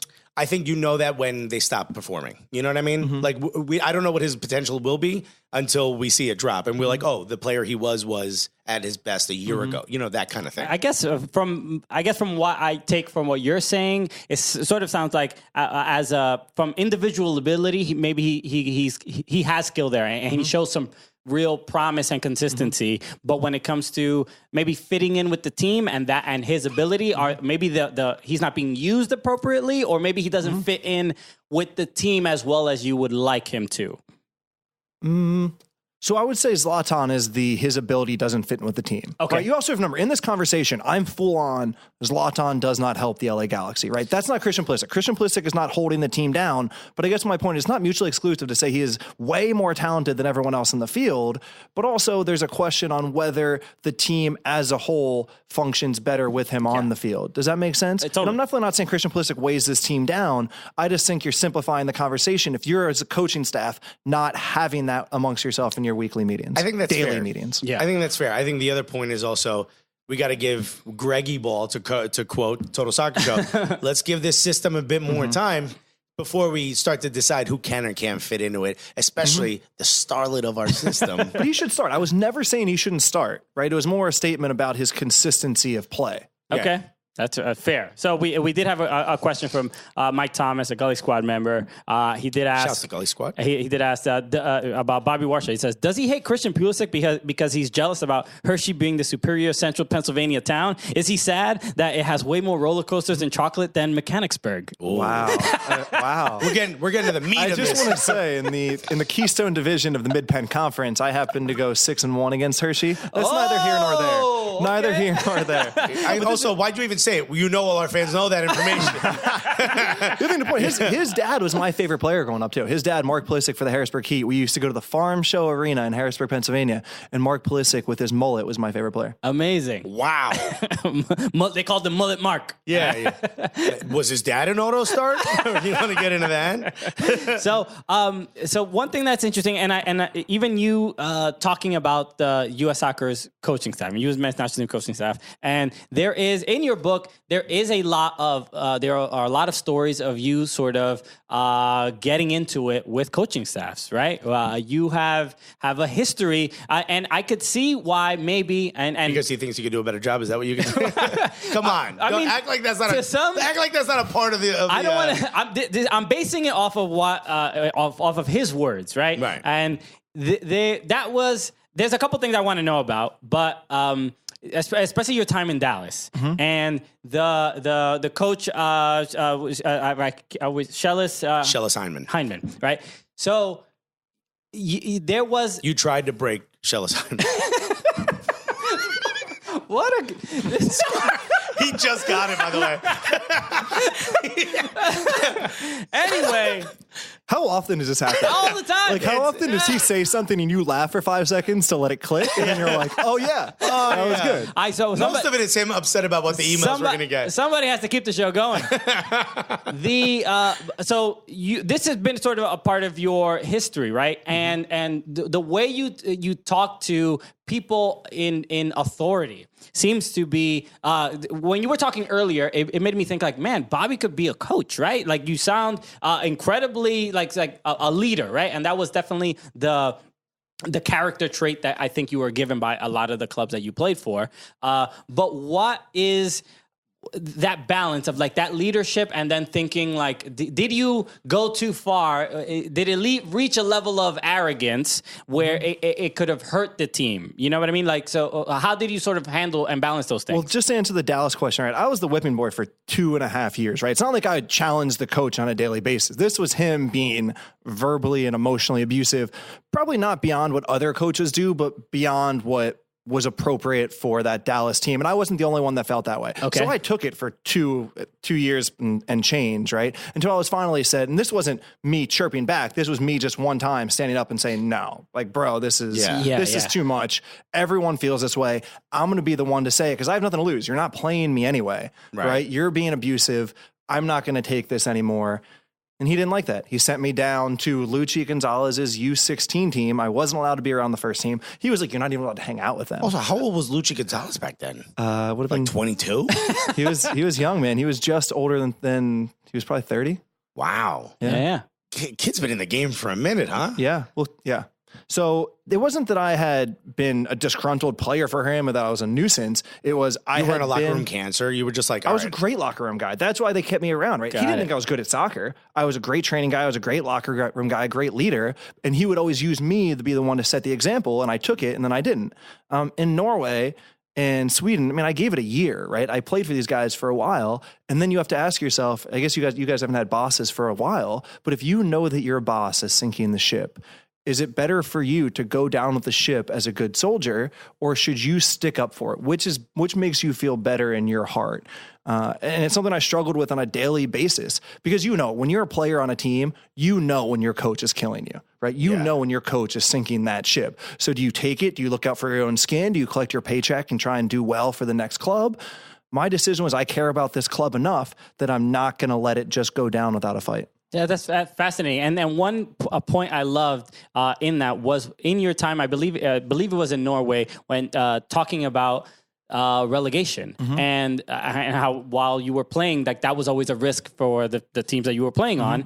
And the comparison between how the thought process behind how players handled the possibility of relegation and compared to how they handle it here, right? Where it does not exist, right? So that affects your psyche and how you approach like work every day. And then when you were talking to one of your teammates about the comparison between promotion relegation in Europe and the fact that it didn't exist in American soccer, and how they were more comfortable with the idea of soccer teams failing, but in the U.S. we're comfortable with people failing, right? Yeah. And like they don't deserve welfare and all that stuff. But our sports team always get propped up and make sure that they survive. So what was sort of being there and sort of explain? Did you have to I don't know, explain things to them, or did they have to like sort of adjust to you and things like that? Were you too intense for them? Scandinavians definitely had to adjust to what I was bringing, but that's also why they brought me over. I mean, they literally brought me over partially for my playing, but partially just because Scandinavians are so timid. They needed someone to come in and provide a little bit of edge. Just be American as hell. Totally. They show up in an American flag vest. The American personality, man. They would talk about that all the time. Really? And I could offer that. Yeah, but going to your question, we're a capitalist society that lets the 76ers get last for 5 straight years. And here you go. You can have Ben Simmons. You can have Joel Embiid. You can have Nerlens Noel. And this isn't a statement It'd be nice if they did that for the Knicks. Yeah, cool. Right? Why do they do that? 19 years straight. I'm so sorry, guys. Okay. Do you want to be Sixers fans now? We'll take you. I'm going to be New York Liberty fan. That's it. I'm done with the Knicks. So there's this interesting dichotomy between what the societies were like. Scandinavia, this basically the socialist community, but they would let clubs fail. And I was on clubs that we got relegated. And now 2 years later, they barely exist. And it's heartbreaking, right? You talk about this idea. It's fun to talk about promotion relegation. I think there's a really good convo to be had in this country that's not being had for a variety of reasons. But having lived through it, I mean, these clubs, these giant clubs get relegated, and if you don't make it back in a year, your budget is donezo, and all of a sudden your whole community, your whole town, your whole city doesn't have a sporting team to cheer for, which I know some people say, this is capitalist America, we should do that. But it's a complicated question, especially when you live through it and you see how traumatic it is for these cities. Yeah, well, when you saw, I don't know if you watched Sunderland Till I Die, but like, yeah, I'm not a fan of Sunderland, but of course, emotionally, I'm like... You become, emotionally attached. I don't even care about the players. I'm like, the assistants. Yeah. I feel bad for the assistants. Yep. Where are they going to go? Yeah, I don't know who's going to answer the phones. You get attached to the whole... You don't think of as a team as a business. It's very rare that you think of it that way. I'm an Arsenal fan. Very rarely do I think like, oh, I got to, hopefully they get a few more hires. I don't think of that. I think like, I want players, not like a $6 million kid no one's ever heard of. Shouts to Martinelli. Thanks for coming. Like, that's what you want. You want all these things. So when we talk about promotion relegation, I think everyone always associates the sort of the boost it would give to development more than what happens if you fail. You're like, well, we're not going to think about that. Yeah. Because we're all going to get promoted, right? Everybody gets promoted perpetually. So another thing also get Bobby's book on Amazon. I know, because he told me. It's very good and very just touching. More than, even if you're not a fan of soccer, the stories of traveling abroad and being away from family and taking these challenges. And one was your time. So I might get the teams sort of mixed up and stuff. What was the Angle Homes? Was that the team that you had the great year and all right, and then you just missed winning the title. Yeah. But then you decided to leave the next year. Yeah. And that reading it, I'm like, well, he had a good thing going. Why would he leave that situation, especially after having dealt with what he went through in Dallas? Why leave? I ask myself that every single day. I could be playing in Champions League right now. Yeah. The people that didn't read it, right? I crush it for Engelholm. Dallas picks up my option. So I have to come back, right? They loaned me out. I didn't have a choice. I could have gone on strike and said, if you pick up my option, I'm out. But I didn't have the firm bid from Malmo, who was in Champions League the next year, or Helsingborg. There was rumors, there were conversations. There was no firm bid. So do I go on strike? Dallas says no. My reputation MLS is ruined just for something that maybe comes together. I decided to be a wussy. And I look back, I was a wussy, right? You have one career, you have one your agent doesn't fight for you, your manager doesn't fight for you. You were the only one who fights for yourself. I got scared. I didn't do it. I should have. I mean, that's hindsight's 2020, though. I mean, if one thing's not confirmed, you're like, I guess I gotta. Yeah. But I think I would have taken more risks. I mean, you took a risk. You quit your job, right? And now you're doing this. Do you regret that? I got laid off, and I've never looked back. I love That's fair. Yeah. But you could have gotten a new job in the same industry. That's where I was going. I never looked back. My wife looked back many times. The beginning of the month, she's always congratulations. Like, are you going to help with this rant ever?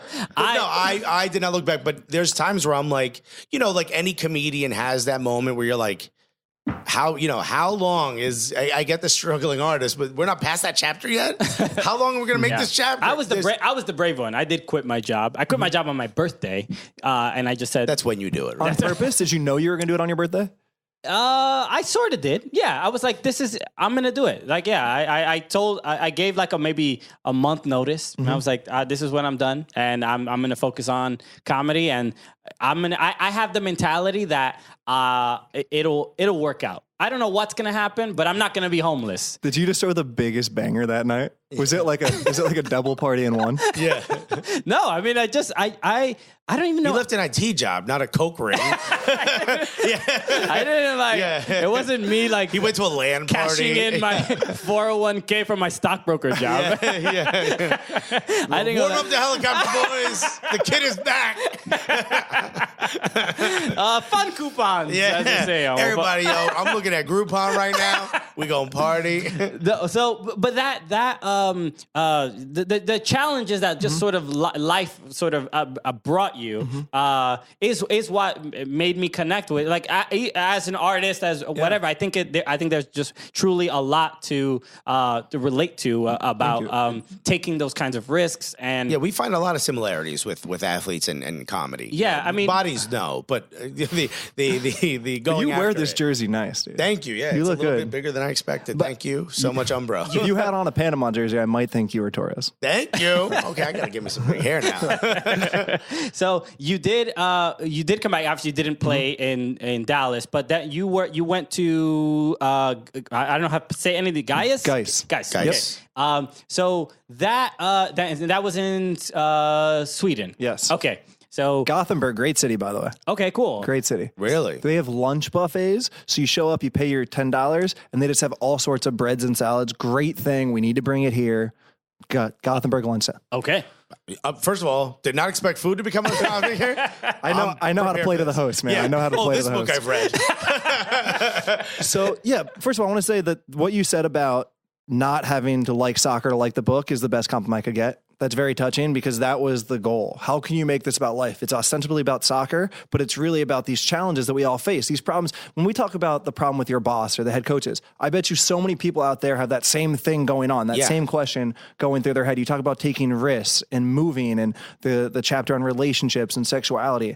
Ideally, I experienced them through soccer, but you experienced them in the same way, and it made you think about things in your own life and feel connected to. Well, I mean, that's what we do, right? As a joke, I went through an experience, right, where, I thought I had cancer, and I'm like, how do I make this more universal? No, but the point is, I thought I had We've all been there, cancer. Man. We've all. The thing is, and if you haven't thought you've had dick cancer, you are lying. I was trying to avoid saying the word dick on this podcast. There's all been that one night when we're like, it's cancer. It's not me. I swear to God. Cancer. Does cancer burn when you pee? No, stop swiping right for 1 minute, Bobby. So I thought I had dick cancer. Long story short, when I tell this joke, it's very specific. How do I make this more universal? And if we're talking about Alexis's dick, it's a very short story. Yeah. Oh. Boom, let's do it. But the joke is, the story is wider than you thought. Okay, so, son of a, all right. The point I'm trying to make is, how do you make something like that universal so that a woman in the audience who doesn't have a penis or a guy who never had, a cancer scare, how do you get them to sort of relate? Not everyone who read your book played soccer, but they have something that they can relate to. Right. Yeah, and the thing that I found, reading it, I don't know whether to feel proud of you or sad, or dislike, or just straight up dislike for large parts of the book. I think when I started reading the book, I only know Bobby through my phone and seeing him on the MLS stuff and sort of seeing him argue with people. So you can see like, oh, he might be a little bit confrontational, a little difficult, whatever. But after reading a couple pages, I'm like, this dude is a sincere guy and who again, like I mentioned before, very self-aware. And one thing I really, really enjoyed was when you came back and played in USL and how hard of a decision that was for you, because I loved speaking of when we talk about people who are just gully as hell, and Bobby's one of them, because he was just straight up like, yo, it's just a bunch of trash dudes. Nobody wants to play with any of these fools up here. And I love that. That's how saying it into a megaphone was a bit rough. I thought that was a little disrespectful. I love the honesty, because while you're playing, and if you have a job, especially if you play in MLS, like you can't. We've spoken to players that you can't just go off on people because it's gonna hurt your bag, right? So I love that honesty about it. So how how do you feel about that decision to go back and you play for the Harrisburg City Islanders? How was that decision? How do you reflect on that decision now? It was the right decision for me because I needed a transition, right? I knew after Norway I was pretty done. You know, if I could have had a nice big career move, maybe to Israel, I could have made a nice paycheck. I could have lived in Tel Aviv. That part was amazing in the book. Please check that out. You guys been to Tel Aviv, by the way? No, never. Great. You would love Tel Aviv. Food, I heard, is incredible. If you folded the pizza, they would give you a look, but it's good. Yeah. Oh my God. First of all, I'd be yelling at everybody, fold your pizza. Unless you're like 18 to 20, because then I know y'all Shabbat shalom, fold that. Yeah. My brother. So, if I didn't have a nice career move, I was ready to stop. I was ready to move on to whatever the next challenge was because I had stopped progressing. It stopped being a challenge and it was a paycheck. It was a lifestyle, but I needed that transition. I hadn't been around my parents for 10 years between Stanford and California to Texas to Europe. I hadn't been around them. I needed to be around them. My dad had just retired. He was bored. He had nothing to do. I think that he needed help with that. He probably doesn't like me saying that, but I think it was the right decision in that way. And that made me feel good to feel like I could help in some way. Yeah, for sure. And it's helped me. I did the GMAT. I started the book. I got into conversation with Major League Soccer. So logistically, it was the right decision for me. All right. Not a great answer. When someone's like, logistically, it was the right thing to do. You're like, emotionally, I have no clue, but logistically, it worked out. Look, at the end of the day, and I think this is one of the things that we talk about as comedians. You know, when we started this podcast, most comedians look at a podcast as like a side hustle. And Christian and I almost like treated this like it was our job during the day. And at night, we do stand up. So like, you never know where your career is going to lead or what choices you make will lead to something else. But the one thing I think at the end of the day, thank God you didn't stay with that team Anglesworth. What is it again? Anglehorns? Anglehorns? Anglesporf. Yeah, Anglesporf. Was favorite. It in Turkey? I'm Anglesporf till I die. Yeah. Anglesporf till I die. I'm Anglesporf till I die. I know I blurg. I'm Anglesporf till I die. Well, thank God you didn't, because you wouldn't have joined MLSsoccer.com. You wouldn't be on Extra Time, and you wouldn't be here. Okay. So this is where it all culminates. In my head, I was like, that Boom. one day. The peak of Bobby's career. When you were a kid, you had a poster of the World Cup, and next to that was two somewhat successful comedians, one of which was losing weight, and the other one who looks good. And you were like, one of these days, I'll find a way to merge these two. Well, like I did say before, please get Bobby's book. It's very, very good. It's amazing. Whether you are, again, a fan of soccer or not, or honestly, I've read a couple, I don't know, I've maybe read like 15 soccer books. It's like one of my favorites. What's your favorite? You put me on the spot. This one. Okay. Think about the others. I want to hear at the end so we can share notes. Okay, cool. So that's it. Anything else you want to add? Or maybe let me ask a couple questions from the Gully Squad members that we have. We'll see if we can get through these quickly. Ed Eberhardt, who sent us that great artwork last week. Last week, he asked, "Will Cincinnati's bumpy 2019 change?" Bumpy 2019. very nice way to put it. Cute. Will Cincinnati's bumpy 2019 change the way MLS evaluates expansion candidates, cities / clubs? No, because they got a check. So who cares? Well, that was for Bobby, I not know, you. but what's Bobby going to say now? I think that was pretty. No, it's, MLS. Everything else has been great, right? The fans have been showing up, the buzz. Just because the team on the field and the way they went about putting that team in the field and the way they went about coaching that team on the field hasn't been good. So it was still a sound decision. Yeah, they demonstrated that the city of Cincinnati is right for an MLS team. So no, it definitely won't make them rethink And when they anything. finally get one, oh my God, they're going to be good. Right now they have the USL team. Right play. So when they finally get an MLS team. Yeah. It'll make executives and people rethink how they go about building the team, who they give the keys to and what coaches they hire and all that. But from an executive decision, no. Okay. So then next up. In other words, don't spend all your TAM and GAM on the draft. Okay, move on. How are you going to disrespect Darren Maddox when you're wearing his jersey? Shouts to Darren Maddox. If you're going to, Darren Maddox is goalie, guys. I don't know how you tell you this. He's well goalie. Okay. No, he is official, part of the Gully Squad. This is from Mike Chiara. He says, what are your thoughts on the state of lower league soccer in the U.S.? Would you recommend that a player play abroad in a second or third division there rather than in the States? I would tell everyone to go abroad more for the life experience. Your career is a dice roll, right? I'm not going to lie to you. Whether your career succeeds is impossible to predict. It's one of these things I think about when we look at the under 20s and all these bright stars now. Like, if you're insane, if you try and project who's going to work out, with that in mind, Go do something new. Go get paid to live in Turkey, to live in Germany, to live in Norway or Sweden. Get the life experience. Acknowledge, and I know this is hard, acknowledge you might not have Manchester United and split the difference. Play professional soccer. Try and make the pathway work, but also get this experience, which will be hard, and you might not even enjoy life that much, but it's worth doing. Yeah, go smash somebody in Turkey, dude. Come on. And just be clear, he means sex when he says smash. Yeah. Because Turkey could be a little bit dicey with that kind of stuff. Going back to the extra time invite. Is this why we don't get invited? Whatever, get a bleeper. So, this question is from Jay Riddle, our friend Jay Riddle. He asks, why do they continue to disregard the soccer pillows collecting dust in their prop bin? Apparently, there's soccer pillows, in the extra time studio, in the MLS studio. Well, going back to the idea of the craft of this, my first couple of weeks, we would sit on the couch and I would hold the pillow because it felt comfortable, right? That's what you do when you sit on a couch. You hold a pillow. A normal person. That's only if you're laying on a couch and a therapist.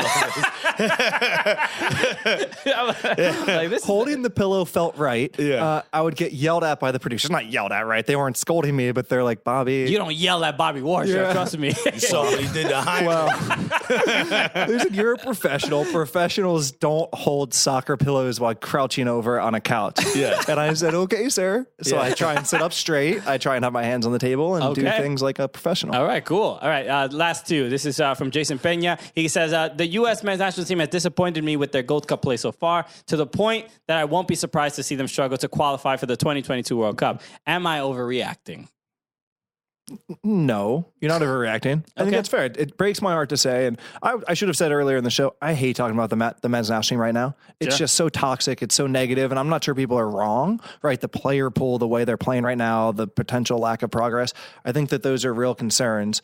Do I think they'll qualify? Yes. Do I think they'll get better? Yes. But I would not be able to talk someone out of thinking the opposite. Got it. Okay. And then last question is from Kevin Brothers. He asks, outside of LAFC, how does he feel? How does Bobby feel about the Western Conference? Who does he see really pushing them? You have to look at Portland right now, right? Okay. Have you guys seen Brian Fernandez yet? Have you got a chance to watch? What is he? 9 goals in 10 games? 6 and 5. Plus the Open Cup. I think you got a couple right. So he's amazing, especially at Providence Park. One of my, I would say, unique thoughts right now is FC Dallas is the second most cohesive team. LAFC are crushing people because they're talented, but also because Bob Bradley has built a machine. Yeah. Right? 11 guys working together like a machine. I think FC Dallas have the second best machine. The problem is that it's Jesus Ferreira and not Brian Fernandez or Diego Valeri.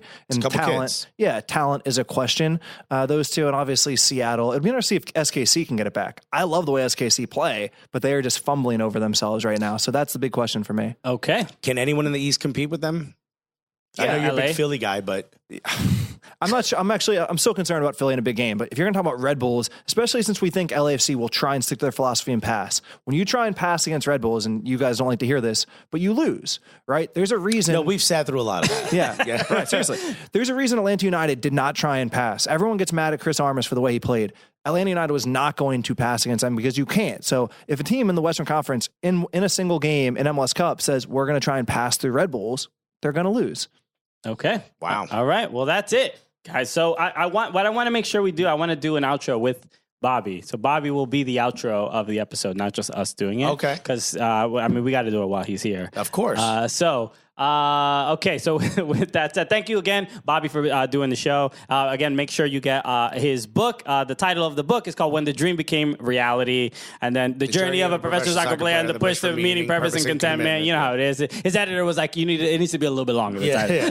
Get more buzzwords in there for the SEO, baby. But no, it's an incredible book. I really, really enjoyed it, and I highly recommend it. So, okay. So with that said, for Bobby Warshaw. We have a gift for you. We have the gift for you. I've wanted this for so long. Okay. I know. Can I tell you guys as a thank you for having me on? I consider one of the honors of American soccer now to be invited on the Cooligans. Wow. I think it's a stepping stone. I think other people would agree with that to be invited with you guys is an exciting and a big thing. That's very sweet. No idea how much we paid him to say that. More or less than North Korea. That's very sweet of you to say. He actually told us it's the same amount of his Engelflumsen's contract. So, which of course you all love that. That team. means a lot, Bobby, especially really, coming from you. It's we're trying our best to make sense of all this stuff. What the hell we're doing, we don't know, but we're doing it. Yeah, baby, we're back. We are. And thank you again, Bobby, for being on the show. How cool was that? That was dope. Dude, Bobby is amazing. What a great guest. And, we joked around that we were going to take it to him, but he's one of those people where you feel comfortable just being like, nah, Bobby, I'm going to call you out real quick. Because it's like a fun, he enjoys that back and forth. That's right. It's totally fine to be like, yo, Bobby, what you saying is dumb right now. That's a totally fine statement. He loves that. But that's not why we're talking. You just heard the Bobby Wasrhaw interview. The reason we are talking on the phone, even though you can't tell, because we got amazing technologies, is because the women's national team done bodied the English yet again. Okay, just a little reminder of, maybe a little Revolutionary War, a little Boston Tea Party, bringing back old memories. England was like, yo, why you bringing up all that old stuff? Nobody even remembers that anymore. They're like, yo, we wasn't even trying to win that war, dog. Okay. So, yes, the U.S. defeats England 2-1. And yes, we were talking all arrogant, and good thing. Unlike other scenarios when we did a first segment talking about a U.S. team, and then a second segment talking about the U.S. team. Things worked out a little bit better this time. So a little different because the ladies, they came into play. They didn't come here to embarrass themselves in Trinidad and Tobago. Let me tell you something. I was completely. So we actually had the luxury of watching the game with Bobby Wasrhaw and the homie Neil Gavoni, who you heard in the background in the first segment. So we all went to go watch it in a secret downstairs bar that only former MLSers get to go to. And what my favorite part of the whole thing was just like, if we had any questions about tactics, like we could just go, Bobby, what's happening right now? You know what I mean? Yeah. But we definitely did not ask any questions about tactics. No, of course not. But it was cool that he was there. Yeah, it was pretty dope. So, yes, we can talk about the game. And if you did see it, it was easily, I guess it was the most hyped match. I would say even more than against France. It felt a little bit more, obviously it being a semifinal as opposed to a quarterfinal, it felt more significant. It felt like a prize fight. And that Mayweather-McGregor fight that, just like, how's this going to go? But it seems ridiculous or whatever. But it was incredibly entertaining. It was the most entertaining match so far of this World Cup by far, in my opinion. Also, every match that the U.S. plays from here on after France, including France, you knew was going to be hyped. You think it's not going to be even more hyped for the World Cup final? You know what I mean? It is like, nice. It's part and parcel with being an American fan now, though, is that like, here we are, like we're the one that everybody's trying to take down. It's very different from how it is when we're rooting for the men's national team. Yes, you're hoping for just like a decent first touch from any of our forwards. That if we can get like 2 or 3 per game, I'm like, that was a productive, session. I think that Are you worked kidding out. me? If we do a 1-on-1, a 1-and-1, and we take that player down, or we just get past them, we have a parade. Okay, get them on the Kenny and Heroes. They've earned it. Those boys. Ticker tape, baby. So, I was genuinely, and speaking to what you were saying, it is a different feeling. I feel like, obviously, being the U.S. women being the best team in the world and everybody trying to take them down, there is a certain level of, we approach every game a little bit differently with a little bit of an expectation to win, because we know how talented they all are. But there is this feels like the one of the first World Cups or the one of the first matches where I think that in the next World Cup, the women are going to not have an easy time, like in the group stages, right? So because this is where they're starting to you're starting to see them actually be very much tested and have to be, and our center backs, our just the whole defensive line has to be much more sharp than I think they had to be, and a lot more locked in. And it's kind of fun fun to be worried that they're going to lose. You know what I mean? Like we haven't gotten to really, really experience that, especially since they've been scoring so early, even in this game with a goal from Kristen Press fairly early. You think like, okay, here we go again. But England did respond with the goal from Ellen White just 9 minutes after Kristen Press's goal. So it was a genuinely, the closest and most even match that it's felt like so far. Well, dude, everything has changed, Like, we're at the point now where we're playing against teams that are not just better tactically, but probably more well-equipped to go against us. They've prepared specifically. They've put players in positions specifically to combat us. So it's not like we can muscle them, and I think you saw that with England. Everyone's listening to this on Wednesday. So yesterday, going against England, I wouldn't say we were, head and shoulders over everybody else, clearly better than England. Right. But I wouldn't necessarily say like it reminded me of the Thailand match. You know what I mean? No, yeah, not by any means. But there was the same, quote unquote, excessive goal celebrations that the Thailand game had. And that's what we love to see. Alex Morgan with her game winning goal was really the thing that, blew up the internet to some degree, where after she scores off her header, she does the sipping the tea celebration, and apparently the English had a little bit of a problem with this. You know what they say? The English is like, you can make fun of our queen, you can make fun of my family, you can make fun of our teeth, but don't you dare make fun of us having put boiling water and dry leaves together. Now, how dare don't you dare? The best was that woman with the short hair who's on BN. She's like, celebrate however you want, but I was offended by that. I don't even like tea. You said celebrate however you want, and you said you don't even like tea. Yeah. So what are you offended by? Makes no sense whatsoever. That really did. There's not too many statements that you see that use very few words that immediately contradict each other, and that was one of the greats.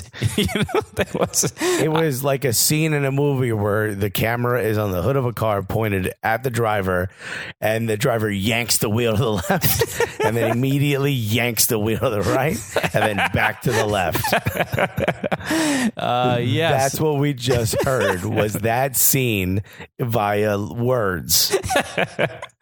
Yes. I don't understand the idea or just the concept of getting offended by the sipping the tea celebration, especially with, I would genuinely say England started it, right? Phil Neville started it with the whole getting annoyed about the hotel thing, and just, kind of silly. We were talking about it before. It just seemed all very silly and a little bit manufactured.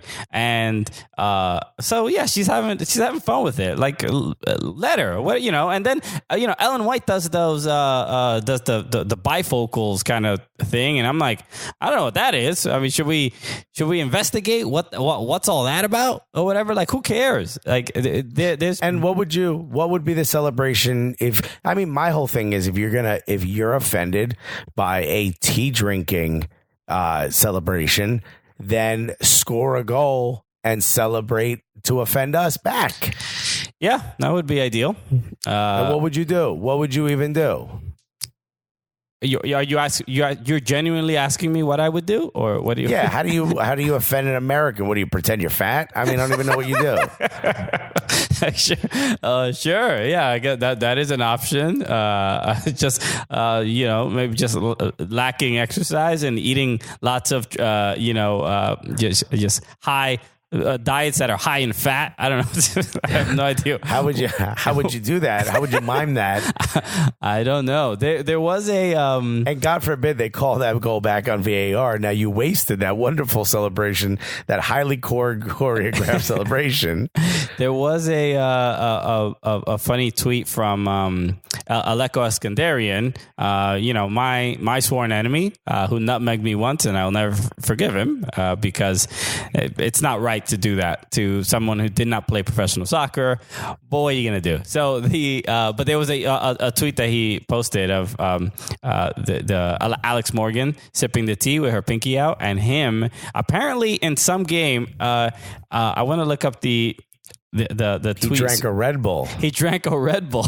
That's right. I remember this. So this was, I guess he was playing when he was with DC United against the Red Bulls. He drinks a Red Bull after a goal, and so there was a article written about it, and it was specifically he didn't get a yellow card, and the article says should referee Kevin Stott have given Eskandarian a yellow card, will his own team or the league fine him for his antics? Stott did not make note of did make note of the incident in his game report that was forwarded to the league, and Aleko says by no means was I trying to offend anyone in their organization. It was just something funny for the guys to laugh at in the locker room. There are rivals. And I apologize if I offended anyone, but it was just a little joke. And then the reporter says a premeditated joke, and then he goes, "I've had a history of concussion, so I can't really remember." So he's great. Aleko's great, and we've spoken to. I invited him on this show. We're trying to make it happen. It would be awesome to talk to him about MLS, and his career and a bunch of stuff that he's doing now. So. But this is sort of that's just the example of like all of a sudden just goal celebrations have just become such a factor in this World Cup more than almost any other World Cup I think I've ever watched. I mean, to me this is as a fan, this is the biggest stage. I'm like, this is where I want to see all the celebrations. It seems like weirder to do it with your club and playing in your league where you're going to be playing against people a couple 2-3 times a season, and you do some wild disrespectful celebration. They're going to be like, all right, well, I'm going to see you August 4th, dog. So you better tone it down. It's like, we're back here in like 4 weeks, right? Okay. And you're going to have to come over to our house. You think you're going to have a good old time? So it makes sense that this is where you should do it more than any other kind of scenario. And we mentioned it before. These I think the women that are involved in the World Cup from every single country are not only are they playing, and not only are they have a duty to play well and to represent their countries, but they also have to they're keeping the sport alive in their particular nation, right? They have to show out to some degree. They have to make it cool. They have to make it for that 10-year-old girl, that 12-year-old girl that's playing now, that's going to be the future. You have to. This is how you have to flex. You have to be exciting. The game has to continue to exist and thrive. And it doesn't happen if everybody's just meek and polite. Unless we have to just be realistic. I mean, and they're trying to shame people like me who are here for the messy, they're cynical, they're disrespectful. Why can't we get any shine, huh? Why has everyone got to be nice? The rude people have been ignored for too long. Right? What about the young girl who just wants to roll her eyes at authority? Okay. Yep. Why can she not have a role model? Exactly. That's what Alexis is, a young, angry teen. That's right. Whatever, Mom. I'll celebrate however I want.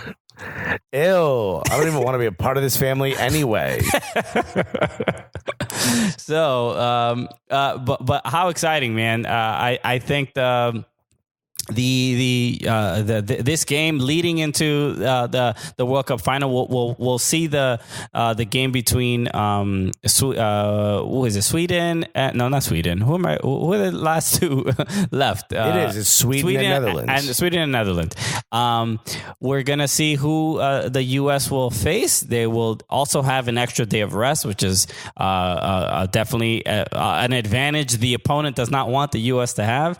But probably the last thing I want to talk about in this game is the lineup choice from Jill Ellis. She sat Megan Rapinoe and started Kristen Press. She also sat Samantha Mewis in favor of Lindsey Horan, who everyone's been like supporting and wondering why she hasn't gotten many more starts in this World Cup. But some people, especially after the love Megan Rapinoe was getting, that was well earned after getting 4 goals in these last 2 games, in these knockout games.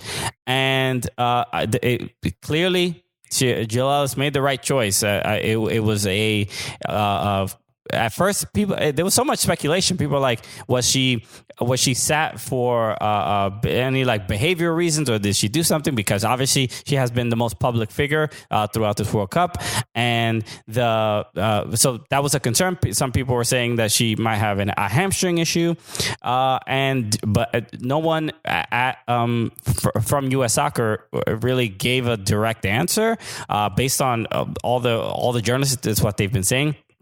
But it's also, I think, a real possibility and a much more practical reason was that just Kristen Press was better suited against this particular lineup, and she. I think we saw it. And she obviously scored a goal. She proved it right away. I think that the idea of having Kristen Press on the left and Lindsey Horan on the left as well proved to be a better duo against Lucy Bronze. And so I think that was the main concern. I'm like, who's going to keep up with her? And they made the right choice. They handled themselves well. It wasn't like outside of the goal that was overturned because of the offside call, which was like by an inch, but it is what it is, right? But outside of that, they again, England were better than I expected, but the U.S. again defensively, they held their own. I love Jimmy Conrad had tweeted out VAR is trash 3 days ago, and he quote tweeted himself, and he put VAR rules. Yeah, man. How the tables have turned. That's what it is. We have to appreciate things when it's good for us, and when it doesn't work in our favor, then the system is rigged, and it needs to be changed from top to bottom. Okay, we all know this. Yeah, this is why we're saying to do away with the NBA draft, because clearly it was rigged against us Knicks fans. Correct. And I love watching the women's national team, because could you just imagine that starting Kristen Press, any other country starting Kristen Press, and the fans going, why would you start her? We have better players. Kristen Press is the greatest player in the history of whatever other country she plays for, if she did play for another country. And here we're like, put her back on the bench. Yeah, I think, we all, obviously, we all love Megan Rapinoe. This I'm not going to say this might be her last World Cup. But she is 34 years old. She's definitely, if she makes it to another World Cup, she's definitely pushing it, right? Or at least Kristen Press should be that starter in that position. But you can understand, especially given how what was it, the game against Spain, right? When Jill Ellis didn't sub anybody out, and Megan Rapinoe was looking gassed by like the 70th minute, and it's like, all right, well, you don't need her. You don't need to put her through that, because they had the lead. It was done. Put somebody with some fresh legs in there, and she just never did it. I think Megan Rapinoe did play 90 in that game, if I'm not mistaken. So so it all worked out this time around. So the other thing we need to mention is that now that we know the final, we were talking a little bit about the under the archway.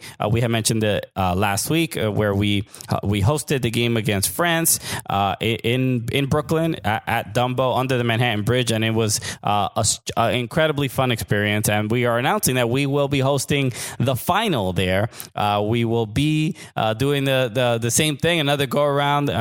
We had an absolute blast the first time, and so now that we were there and experienced it and know exactly what it's like, we cannot stress enough to everybody, please come. It's a really, really dope spot to watch a soccer game. Everyone's super, it's a blast. Yeah, everyone there had a good time. You could bring your own drink, your own food. There's food there. There's drinks there. It's incredible. Yeah. It's very, very fun. So the game kicks off at 11 a.m., but I would recommend getting there probably around 10 a.m. at the very least, maybe even 9:30. Grab a seat, hang out.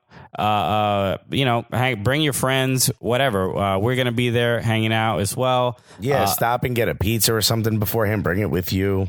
Yeah, dude. So it's genuinely super fun. So the place is called Under the Archway.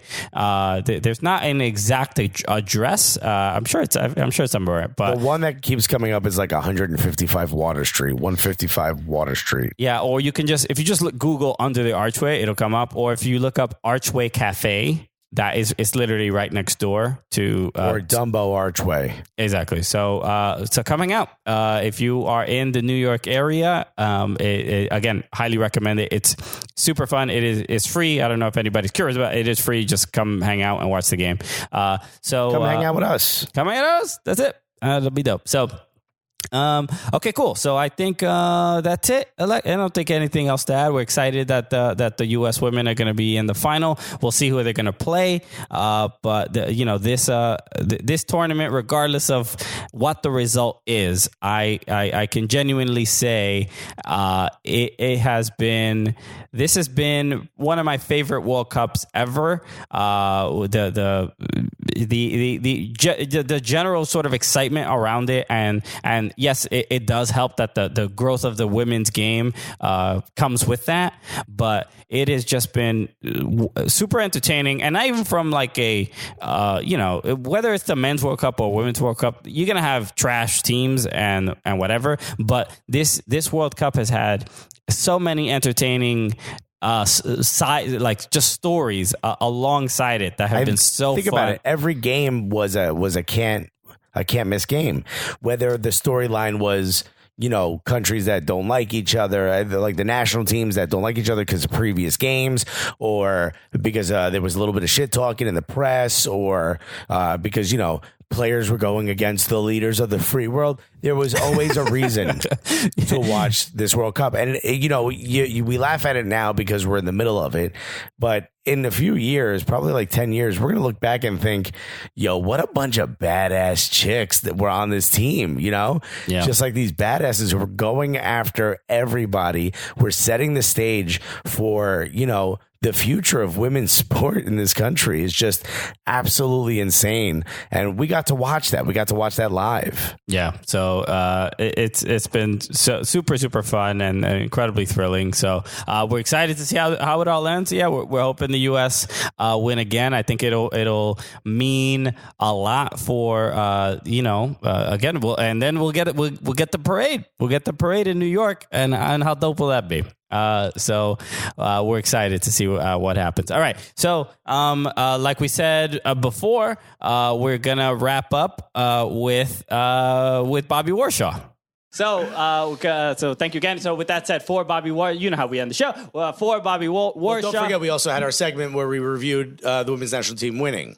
Yeah, just now. That's right. We did do that. So we literally just cut this. I'm back real quick. Bobby's back. For the exit. We're going to say goodbye. So go ahead. So for Bobby Wasrhaw, my name is Christian Polanco. I'm Alexis Guerreros. Together, what are we? The Cooligans!